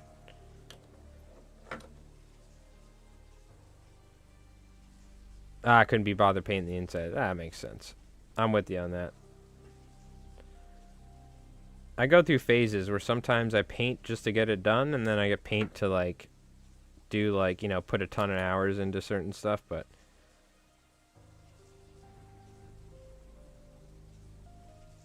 the way things are with making videos nowadays, like I kind of more so paint to just get them looking decent enough. I have to go back and do a lot of touch-up stuff in the future. Good, good stuff for future streams. Like we did with those mechs. I'm happy with how the mechs and all that came out.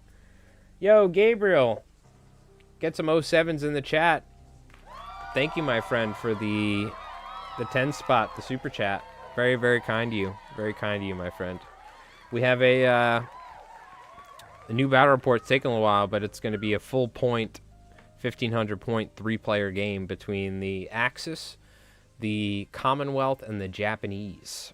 And it ended up, I believe, going, if I'm not wrong, I'm pretty certain it went like 6 or 7 turns. So it's, I got to get back to editing later on tonight. It's going to take quite a while, but it is taking a while, but I know that's like one of the most viewed games we have on the channel, probably because it's one of the earliest battle reports we did.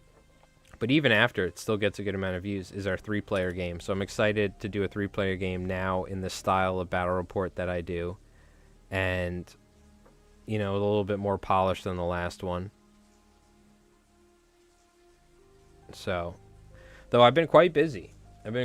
So I need to, you know, it's going to take me a little bit to get back into, like, the editing grind, you know, where I'm like got all the hotkeys and I know I'm like, because I'm gonna have to remember, like, okay, let me make sure I have the sound effects for this, that.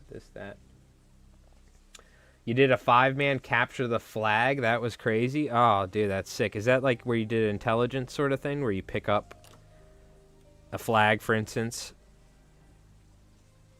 Did you have like a home base that you had to bring it back to, like Halo, or to score and it reset, or was it like a intelligence sort of game where it was just one thing?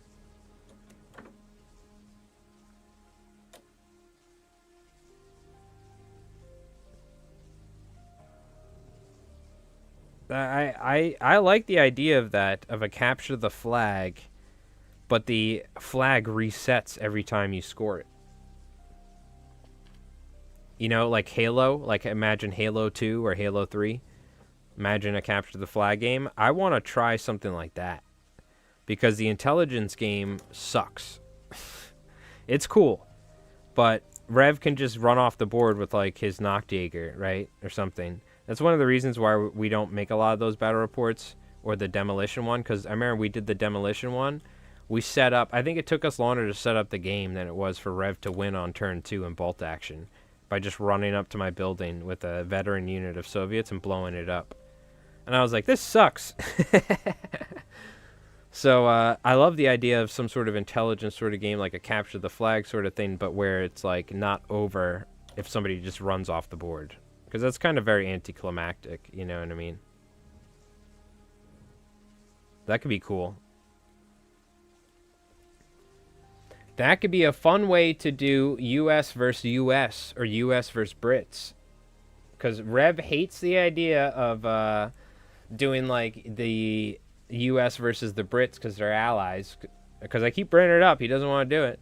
But what if it was a training mission for an operation, like for like a rehash on D-Day or something, where they're like, all right, lads, it's a game of capture the flag, and we have this new, like, you know, they're like testing out paintballs for the first time, or some sort of like taser bullets or something, so it doesn't, they won't kill each other, you know what I mean? That's how we get around it. Training exercise, the Brits versus the Americans. There you go. I just figured it out. I'd imagine the flag stays so you could grab it back. Oh, okay. No vehicles were allowed to grab the flag. Yeah, you grab it from each opponent's home base and return it to yours. When someone had an opponent's flag, everyone turned on that player so they couldn't score it. Gotcha. So what happens, though, it's you take it and hold it, right? I'm assuming bring it back to your base, but you have to bring it to like your zone to score it. That sounds fun. That could be a fun, you might just have given us the inspiration for when we do another 3-player game. I will say 5 players sounds psychotic. What point limits did you do? Yo, what's going on, Valor Games? How's it going? You guys did Axis versus Axis. That's the same thing. You just need a situation. Yeah, exactly.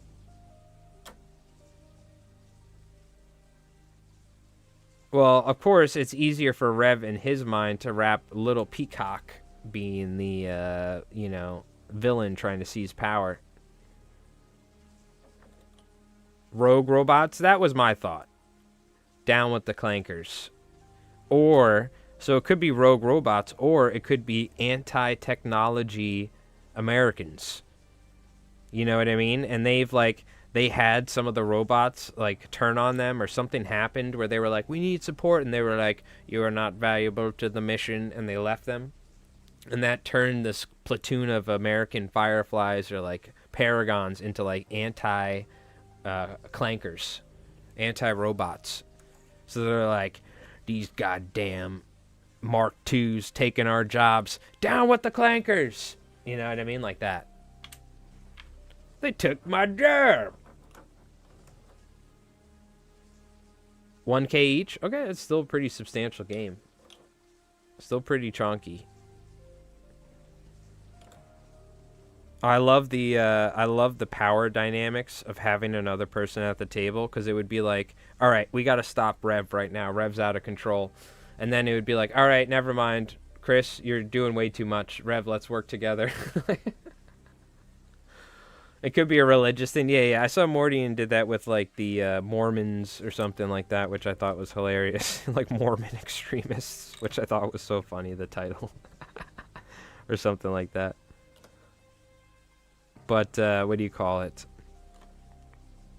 Yeah, there's so many things, right? Because the lore is not completely written in stone like it is with Warhammer, where there's 100 Black Library books that have all detailed. You could just say hell yeah, it's because of this, that. Tumultuous times. Imagine World War II, and instead of it ending, now there's monsters and laser beams. That would be it's going to be a pretty tumultuous time for most people involved. Pretty interesting time to be alive. You're probably going to have some pretty interesting ideas. The robots have no souls, except for George's army and Williamson, because they actually don't have the technology. They just lie about it, and we figured out they're just monkeys in robot suits. That's why they haven't done too well. They did beat the Germans at one time, though. In that one game. So I think they've started to train the monkeys better. I've heard from somewhere that Warlord really doesn't want each faction to have a lore reason to fight each other. Yeah, well, just so that way they can keep it open-ended, you mean? Mormon extremist bike platoons, yeah.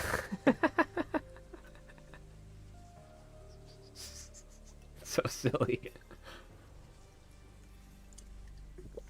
Yo, Sir Rupert, what's going on? What if instead of a flag, you instead try to capture the enemy's land and resources? Yeah, there you go. Hell yeah. Oh, it's like the other side of the river, and they have a berry plant. They have a berry bush grove, but they're cut off, so they're not getting any supplies. They're like, dude, we got to go do a raid. Go get we got to go take some of their cows from over the side of the river. All right, one of these arms moved with the canteen. Where did it go? Not with the stubs. Not here. Did it fall to the ground? There's no way.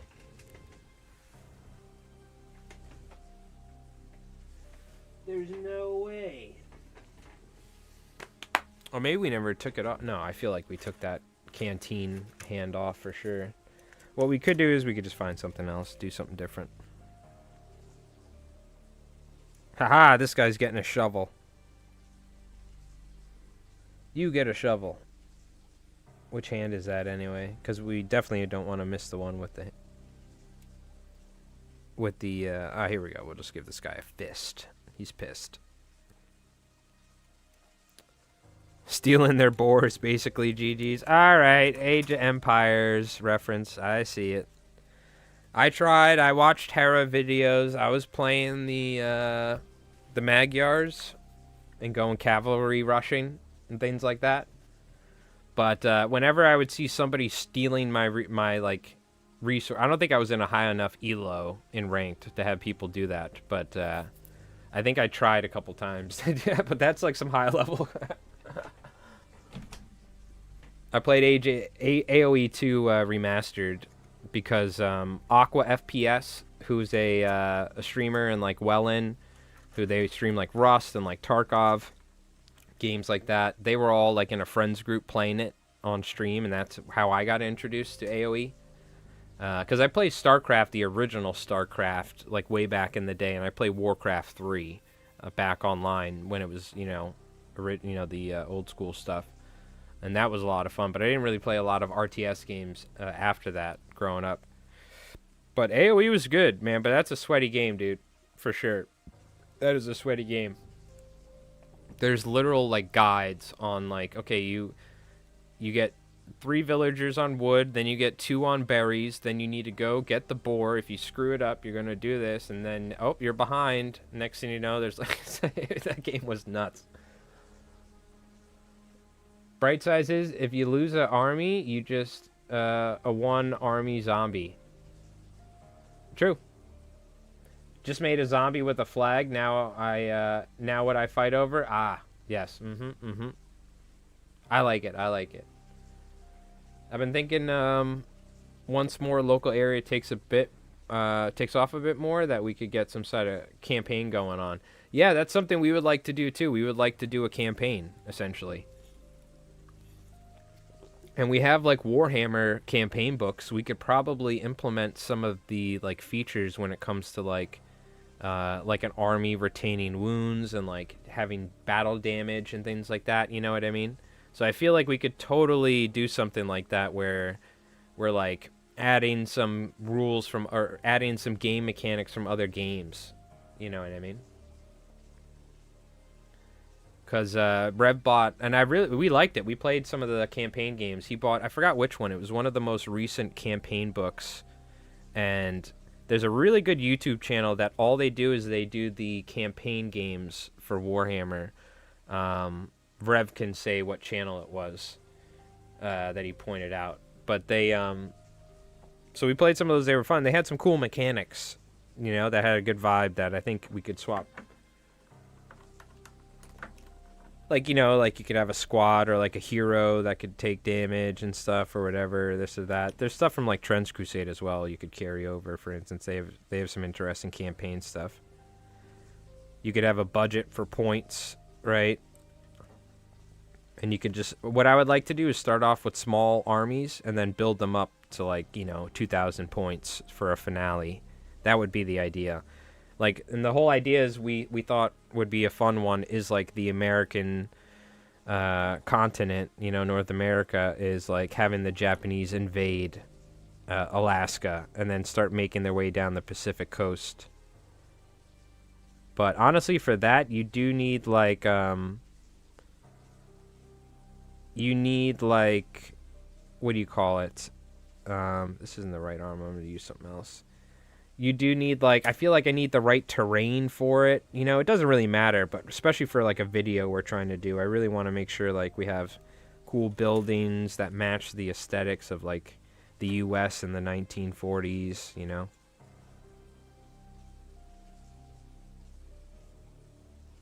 So that's the only reason we haven't started doing that. I feel like I want to prepare for it and stuff, but we might just jump into it at some point. We could also start off with something different. So we have the Festoon Europa book. So the Festoon Europa book that is kind of like a campaign book, right? It has like, not necessarily, but it has like set missions. So we plan on doing like a lot of the set missions at some point. So we are going to do that.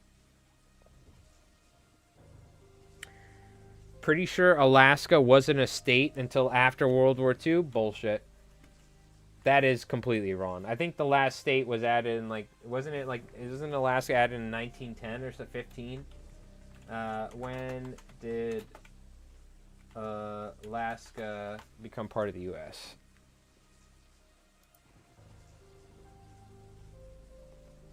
Alaska officially became part of the U.S. in 1867 when Russia formally transferred it for $7.2 million. It was later admitted as the 49th state in 1959. That's what it was. It wasn't an official state until after, but it was like part of the U.S. because we had like stations in Alaska. We had what do you call it? It was considered U.S. territory. That's why they were like worried Japan was going to invade, or like there was like fear that Japan like did invade the Alaskan Peninsula, and that's where that unfortunate incident where U.S. forces ended up shooting each other during like some training incident or something, because there was fear that like Japanese had made land. What do you call it? That was like that's U.S. territory. But it just wasn't a state. I think isn't Puerto Rico or something the last state? Didn't Puerto Rico become an official state, if I'm not wrong, or something? Or is that just U.S. territory? Yeah, it was just like military. But I mean, Alaska, they had a gold rush way before the what do you call it? Way before World War II, didn't they? When was the Alaskan gold rush? I feel like it probably was. That's one of the reasons why it was probably transferred. It was probably because of its mineral resources and all that. Alaskan gold rush. Time period. Yeah, so the Alaskan gold rush was from 1896 to 1899. So that was probably one of the leading factors to the fact that we purchased Alaska from Russia or whatever, was that they were like, all right, not only is it vastly, it's rich in just wildlife and tree and whatever resources, but it has a ton of mineral resources as well. Not just gold, but all sorts of stuff.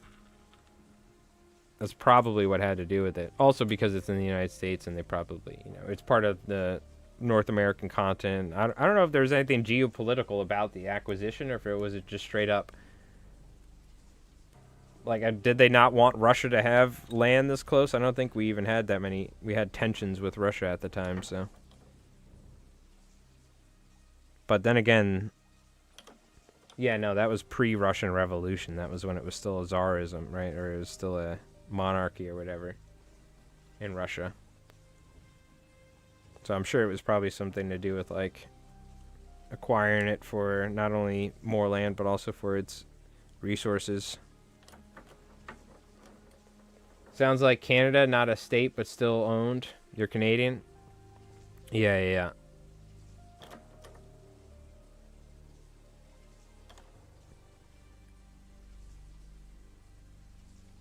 Yep.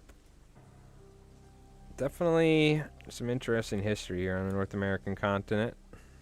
Half of it I've forgotten by now. But we learned about all this stuff back in the day. That is why I do know some of this stuff. I'm like, wait a minute, that can't be right. Because we learned about the Alaskan gold rush. We learned about the acquisition of Alaska from the Russian Empire or whatever. I think that's what it was. It was the Russian Empire at the time. It was like a monarchy. My guess is that Japan is going to do a deeper strike than Alaska by using their tech in the book. I mean, that was our reasoning. Like, how did they even get there? They freaking just teleported. They have ghost technology, so they Willy Wonka teleported them to Alaska as a test. And that was the idea, is like the test is like going to Alaska because it's the closest and easiest. Maybe they did it from subs or something. Who the hell knows? I don't know how they did it. But yeah, the idea is they want to go deeper for sure. So if they do some sort of Japanese book, I would love it if the Japanese ended up making it to the U.S. mainland and there being a fight.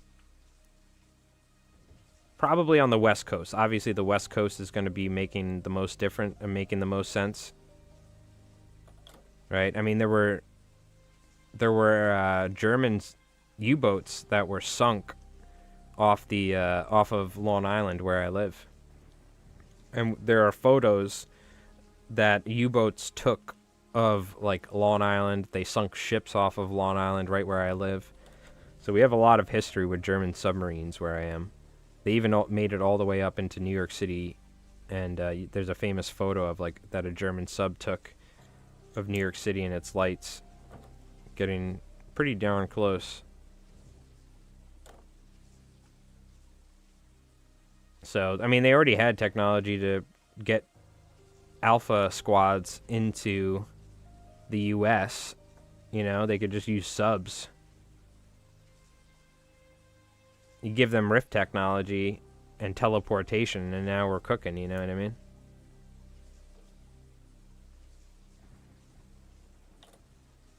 Now they're cooking. Alright, this one's a little tricky, but I'll get you.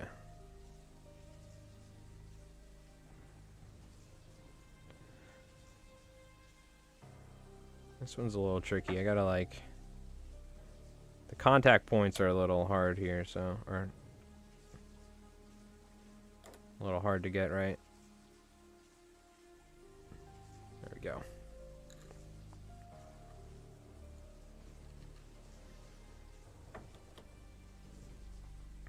But yeah, there's a lot of cool stuff, man. I'm excited for all this stuff. I've barely skimmed through the Festoon Europa book, too. I really want to take a look at it. I would love to do a stream where we just sit down and look through the whole book. But I've been so busy, so... we need to do that at some point. Did you look at the last page? No, I have not looked at the last page. No. I haven't really gotten to look through it. It's here. Reb brought it.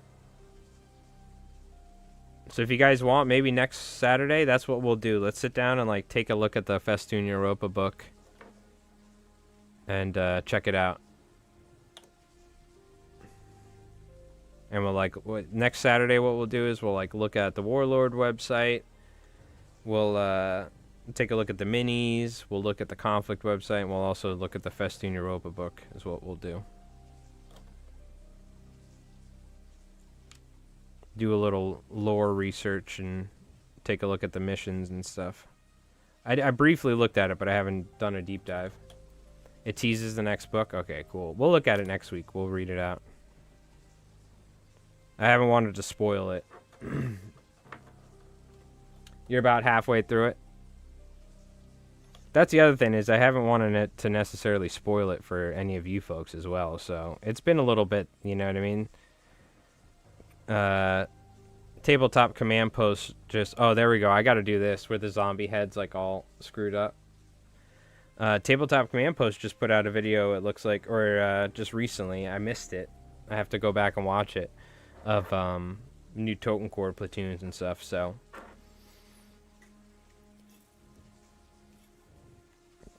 I'm sure a lot of folks have already played it as well, but I've been waiting a little bit to cover it, so...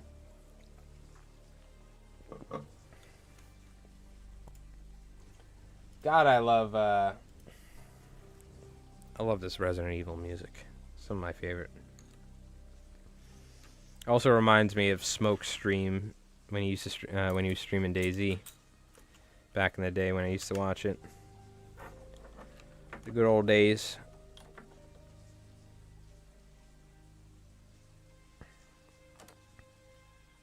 We've been playing a little Rust recently. Because all these streamers have been playing Rust. It got me and my buddy back into it, but... I just don't have the time to play games anymore, you know? Especially games that soak up so much time and energy. It sucks. I'm a gamer. I love gaming. It's been ever since I got my first console, Sega Genesis. Just getting harder and harder to find time nowadays to do it. I don't know what you're talking about, Gabriel, but we're good. Luckily we don't talk about all that sort of stuff too much, but yeah, it's definitely an interesting time in the world in general. So everyone stay safe out there and do some hobbying to stay sane. I tell you what, recently I talk about it on my Fly Time stream. I cannot go on Instagram anymore. My Instagram feed is destroyed. It's literally just people like fighting now. I think I must have watched too many. Like I stopped while I was scrolling because it was like a video of somebody like getting attacked by like a chimpanzee or like God knows what sort of terrible stuff. But my Instagram feed is just like the worst of humanity now. Just people just like beating the crap out of each other. I'm like, dude, I don't think I can. I think I mixed this arm up. I don't think I could be really using Instagram that much anymore. I use it for my fly time, but for my business. But I completely destroyed my Instagram feed. It's like just the worst of humanity now. It makes me like terrified to leave the house. People just beating the crap out of each other 24/7. Instagram's like, do not leave. Do not leave your home. It's dangerous out there. Okay, well that's crazy. Are you talking about in Canada? We don't got to get into it, but I'm just going to tell you right now, as an American, we fully support freedom of speech, freedom of religion, and all that. So even though you can say some things that probably make me want to clock you in the jaw, we still believe in the right that you should be able to say those things in public and have the freedom to do that. So I will just say that. Though we don't need to cover all... We try not to get into politics in general in streams because things can get kind of messy, but that I will say is I'm a huge proponent of freedom of speech, so fuck all that and freedom of religion. That's something they do pretty good here, or at least when I grew up, they railed that pretty good into me, and at least I'm all for it. Is we have certain freedoms here in this country that is very easy to take for granted. It's very easy to be like, oh, this place sucks, but we're quite lucky. Yeah. No, it's all good. I appreciate it. Thank you for not going too deep on it. But yeah, there is some things. Same thing going on in over in the other side of the pond. So, or like in Australia.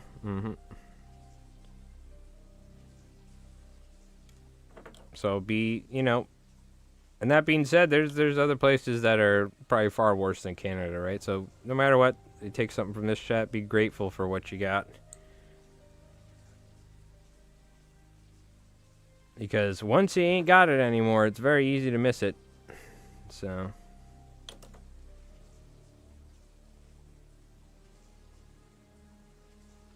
But, yeah, it's crazy. Anywho's.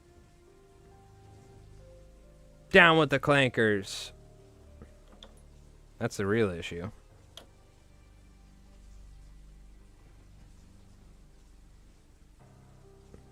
AI.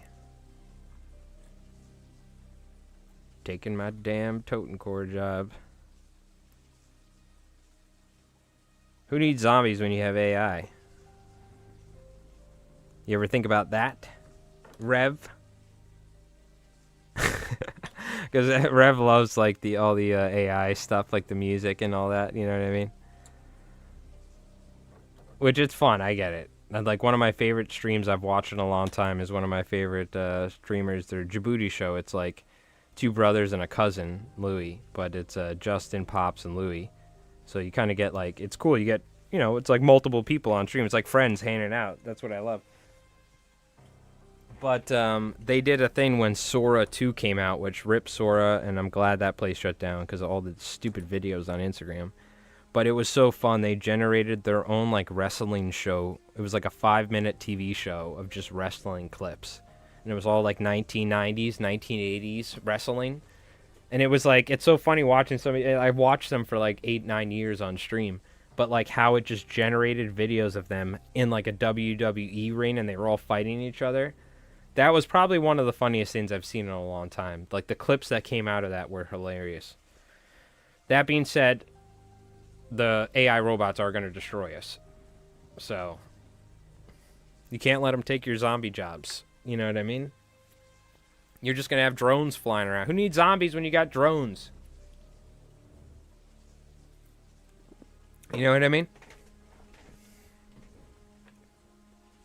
So what you need to do, you need to be a zombie salesman. But yeah, You suckers ain't got batteries. You think about that? Technology, man. These guys run on brain matter. Easy. I actually don't know how these zombies work. Are they like...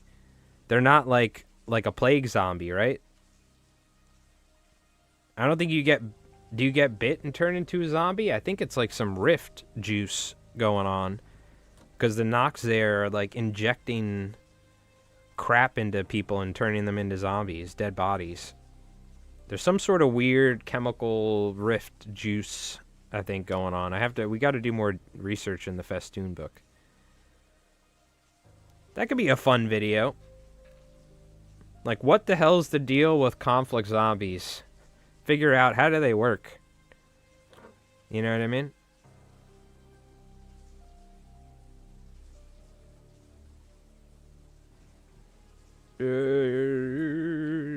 I'm just picturing what they sound like. And I'm also just hearing the Resident Evil zombies from, like, the old games in my head.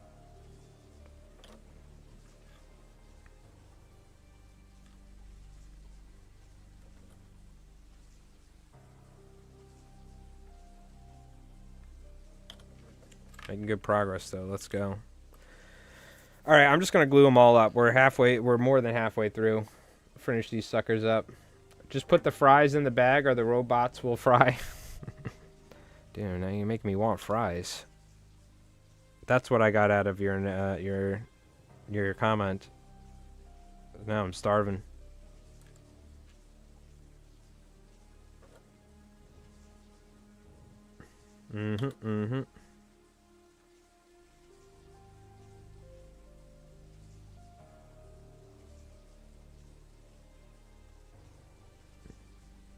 All right. Keep on trucking.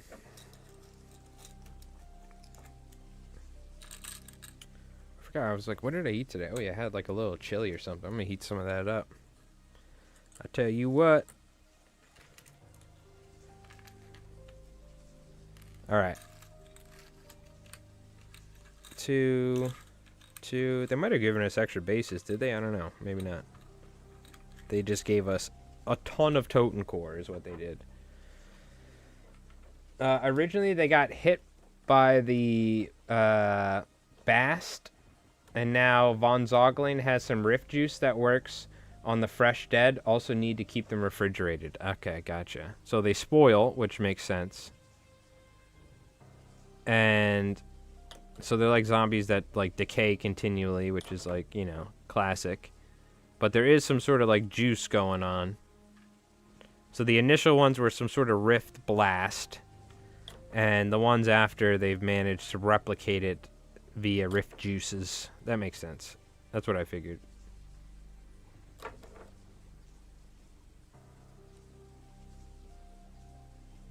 Okay, okay. Cool. Cool. So many bodies. Dude, they give you so many freaking Totenkorp. I mean, it's good. You want 12-man squads, so you get 45 in total or something? Or, yeah, it's like 15 in a sprue and then 30, right? And 45 or something like that. So you want 12-mans, and then you can have an extra, I guess, or some leftovers. For, can you have, like, bodyguards for Zogling, probably, or something? Von Zogling. Von Zogling. I know it looks like it's pronounced Zergling, but you're wrong, it's Zogling. You fool. I tell you what, from playing Over the Top, that World War I game on Steam, I've definitely worked on my parody German accent. It's very good. Forward! Down with the French! Take them down for Jerry Schnitzel! Follow me, lads! I feel like that's not half bad. And then for the Brits, I was like, forward, lads, for king and country! Which is not even really British, but it's better than being the almost offensive one I was doing. All the Brits in my comments were like, yeah, mate, you gotta cut it out, mate. What the hell you do, mate? 6 zombies with Zogling. Okay, okay. I'm gonna be honest with you. I'm not looking forward to playing against this gigantic Totenkorp army. I have a feeling probably gonna get my ass kicked. Not gonna lie. But you know what? That's fine.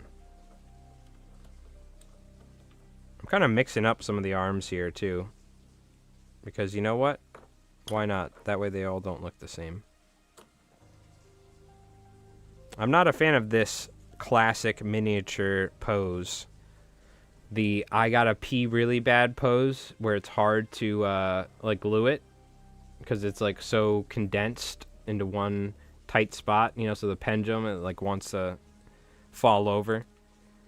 But it's always like, it's like the I gotta pee where you're like squeezing your legs together and doing a little dance.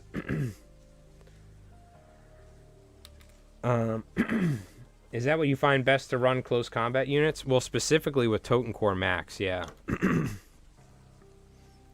I'm trying to think, what are other like close... I don't really use a ton of close combat units. Like I use Nachtjäger. I don't mind a 3-man Nachtjäger squad. They're kind of chonky though. But a 6-man will, you know, it is always best to run the full squads, particularly if you are trying to get in melee. I think something with a Paragon squad, I almost always run them in 3-mans because it's like they're guts generators, and they still do pretty good in combat. But particularly, we talked about it earlier, when it comes to Totenkorp, and we have a small sample size. There are folks that probably only have one army and have played a ton of Totenkorp games. But every time I've used Totenkorp in 6-mans, Rev's not dumb. He knows how to allocate his shots and stuff. And even if it's over the course of just 2 turns, like, all you need to do is stay outside of 8 inches, and you can shoot them indefinitely. So it's not hard to kill 6 Totenkorp eventually, is what I found. 12 is a whole nother story. So wait till you see the next battle report. I think it's going to give you a good reason to run 12 instead of 6. The real big thing is, as long as they don't fully get wiped, you get to roll a d6 and bring a certain amount back. And if you're cool like me and roll 4s and 5s and 6s all the time and get lucky with your Totenkorp, then you start, okay, now we're talking. It's like flamethrowers. When they don't work, I'm always pissed off and Rev's always laughing. When flamethrowers do work, I'm like, these are great. When they don't work, I hate flamethrowers. I'll just bitch and moan about it the whole time. Why do I need a load? This is garbage.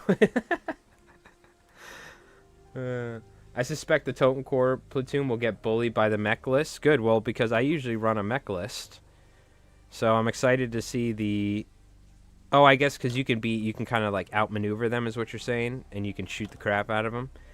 That'll be a fun matchup. I think a ton of Fireflies, a ton of mechs versus a ton of Totenkorp. I think that's how we're going to do it. Yeah. I really hate this I gotta pee guy. Not a fan of it. It's like every sprue you get, there's always like I gotta pee guy. In any game. I was thinking of trying a Japanese assault frame core army. I gotta say, that's one of my favorite units of the Japanese. They always seem to perform very well. It's a matter of getting them there, but if you're good with positioning, I think that's a fantastic base for your army, is assault frames. Now, the battle frame are great, too, with their Shiburu rifles, but it's hard to say. I don't know. I can't speak on the Japanese. We have people that watch our Japanese battle reports and then tell me that they're going to never play Japanese again, so I don't know what to say. I really, if I didn't think people would get actually upset, I want to make like a freaking meme about Japanese players in conflict. They're like down bad, dude.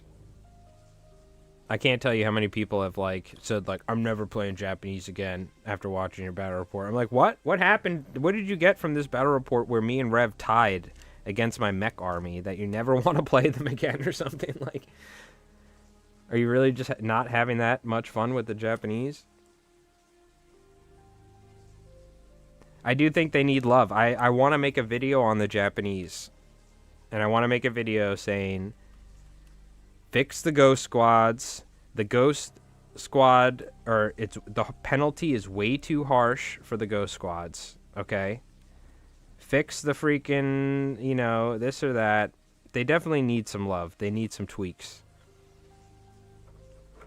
They got some good stuff coming in the next book. Good, I'm glad. Because Cosmic, I can't tell you. I'm like, it can't be just them watching my battle report to where they never want to play it again. It seems like these guys are like traumatized or something. And it's hard for me to tell someone like, no. This guy's like, I'm never, like, I've had like multiple people tell me it. I'm like, damn, dude, these guys are like, you got to do something for the Japanese players. Give them a little bump or something. I really think, though, they need to change the Ghost Squad. They do need to change the Ghost Squad. It's ridiculous. Because you think it's not going to happen. Rev has done it multiple times. He's lost his entire squad to the failed morale check.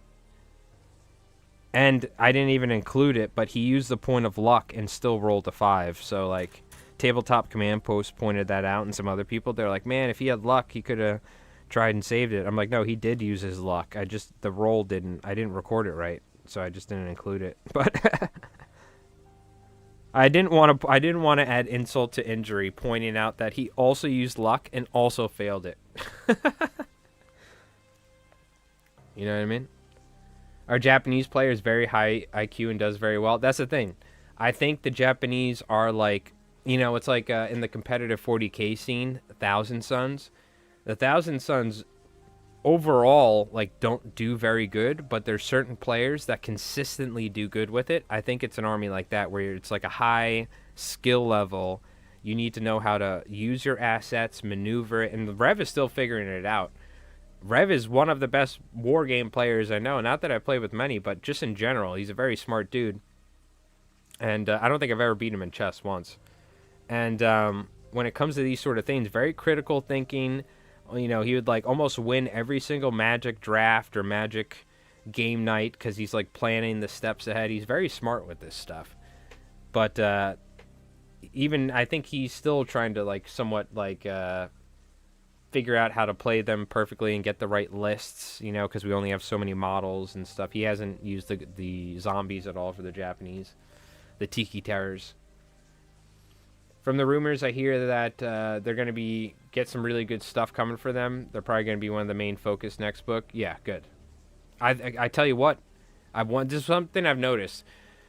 Looking at the views in the battle reports, any game with the Japanese have some of the highest views on it. So I think there's a ton of people that love the Japanese and love playing them. I think they're just down bad. Like they're not happy with how the army's playing right now or something.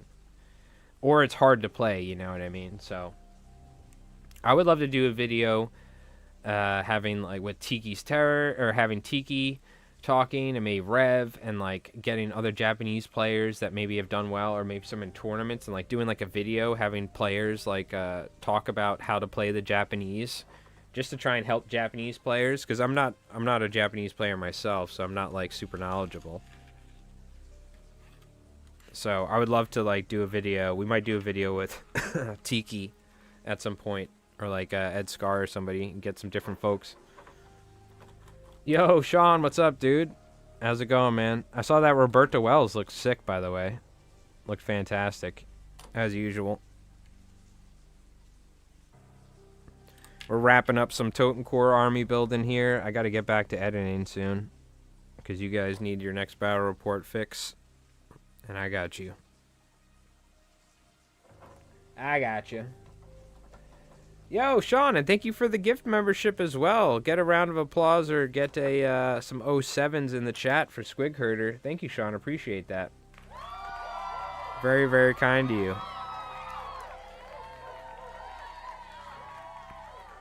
Thank you, my friend. Donka, donka. We're almost done gluing these suckers up. Yeah, going out to Chuck Rogers. Chi has with medium AT and assault frames, or Chi has. That's pretty good. Ghosts are still worth it over the battle frame. I won the last game with them against the Brits. I'm telling you, the ghosts are fantastic. The ghosts are fantastic. You definitely want ghosts. A teleporting army's crazy.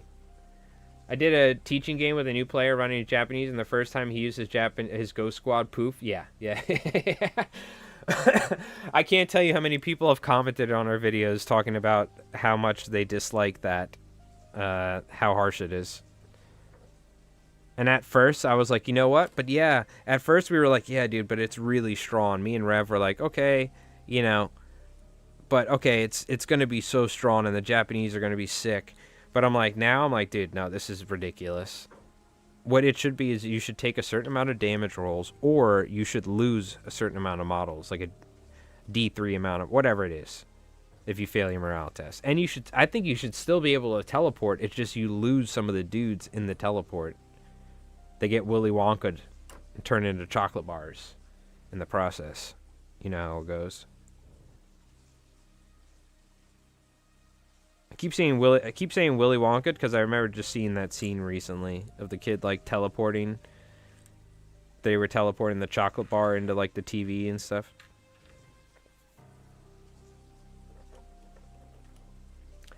I love the zombies. I had a good time building them and painting them.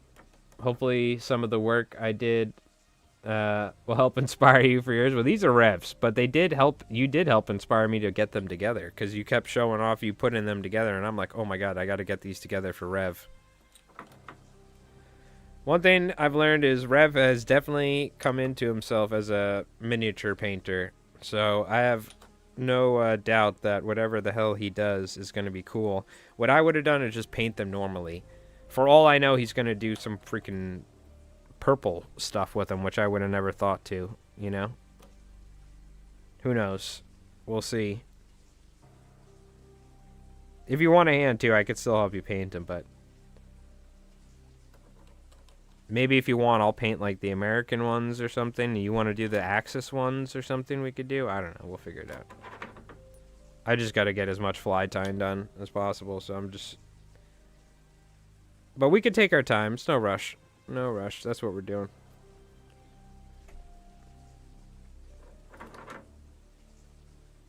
No rush.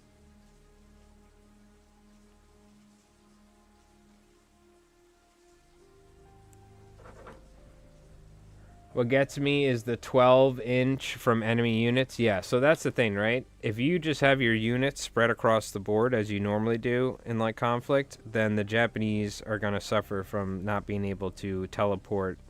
So like they can teleport on an objective, but you generally have things on objective. So what they want to do is teleport somewhere.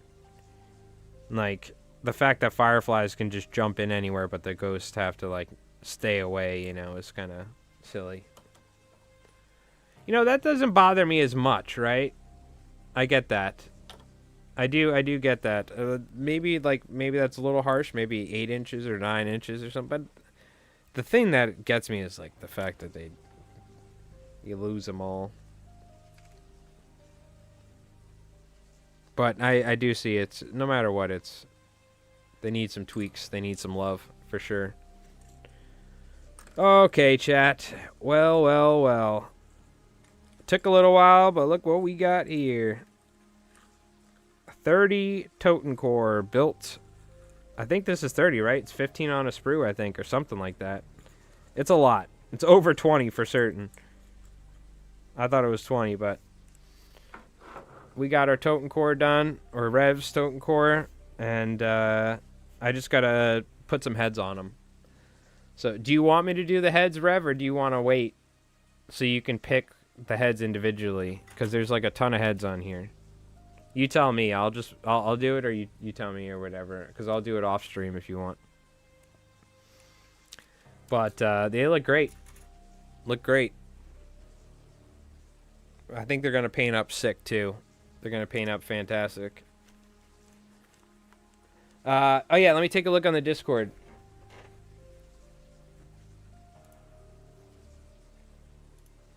Let me take a look.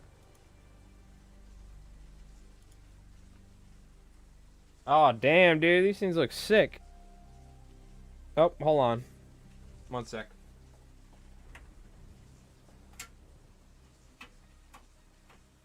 Literally just used it yesterday, my Elgato. I have to unplug it every time. And then deactivate and activate it. Streamer stuff. Okay.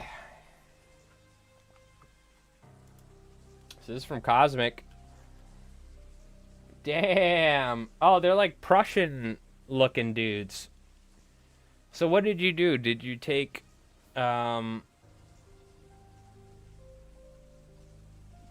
like Prussian like miniatures and put the heads on, or did you the other way around or something? They look sick. I like your little painting caps too that you like stick them on there, huh? Cuz these like I love the hats and everything. They look great.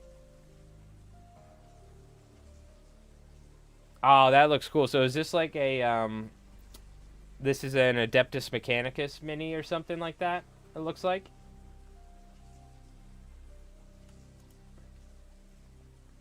Nice. Nice, dude. They look cool. Yeah, and these are like the normal minis, right? You had some alternative kits, and I mixed them with the German Great War outfits and then added some zombie parts. Dude, that's sick. Hell yeah. Oh, okay, nice. Yeah, you got some of the nubby boys down there. The stubs. Yeah, I love the old war, like, hats and stuff. Oh, it's the Flayer. Is that what it is? Is that a Necron? Was that a Necron or Adeptus Mechanicus model?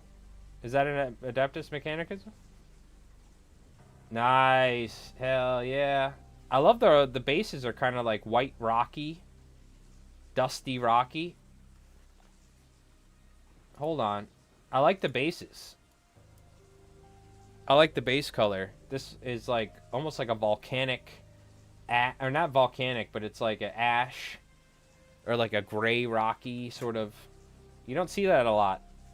You know what? I'm not gonna lie. This looks like milk and cookies right here. It makes me want ice cream. But I like the color. That's just like the color combination I'm seeing. Is that PBA glue? Is that what that is? I like the colors though. Very cool. So just in case you're wondering, this is the tabletop section here. So if you want in the future, it'd be nice if you could post it in there, but I'm not a stickler for it. The general I use for just like making posts or whatever for whatever. But right here in the left, you got your tabletop. You can post it. Oh, snap. Wait, didn't you already have one, or is this a different one? You got your flying saucer. Is this a different one?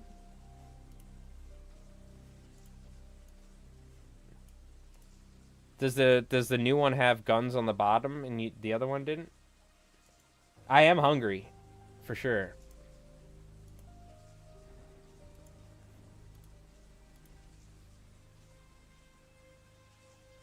It's hard to tell. No, the Hobber too. Yeah. Did you just get another one? Oh, it's a bigger one you got. Oh my god. Very cool. Hell yeah. It's way bigger. So you should like play a skirmish game on it. That's what you should do, where it's like a giant flying saucer and you have like some Americans trying to climb on and blow it up, and you have some Axis trying to stop them. You should play like a small skirmish game with a couple miniatures on top of it. That would be sick. That'd be so cool. Yeah, and Clove was talking about these Cadian commands. It was a good kit. How GW ruined it. Sounds about right. All right, very nice. Cosmic, great job on them. And this is Sean's... Oh, we didn't take a look at this. This is Sean's Roberta Wells. Fantastic, dude. Edge highlighting. Very nice. Great job. Both of you guys, great job. We got Matt here with the Brits. Hell yeah. I love the color scheme. They look sick. Dude, there's something about this game. It's so refreshing. I love the miniatures. I love the like diesel punk sort of look, you know. Damn, these look great. Knockball and skirt. God damn. The camo is what gets me. The camo, you knocked it out of the park. I mean, your painting is phenomenal just in general. You're like a stellar painter. But the camo is so good. It ties the whole army together. Where is it?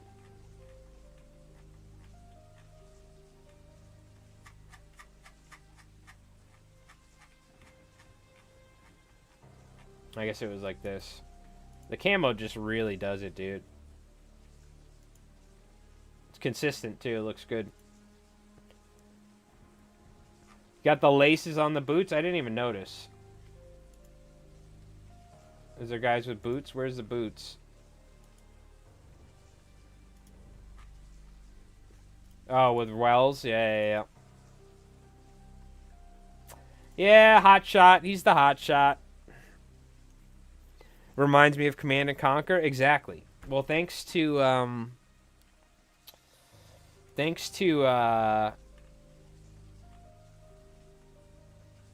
Jenny for recommending Command and Conquer.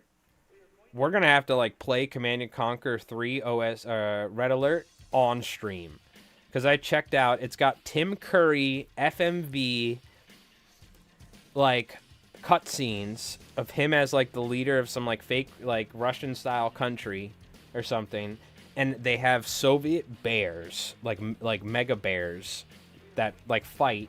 It literally is straight up like Conflict 47. I don't know.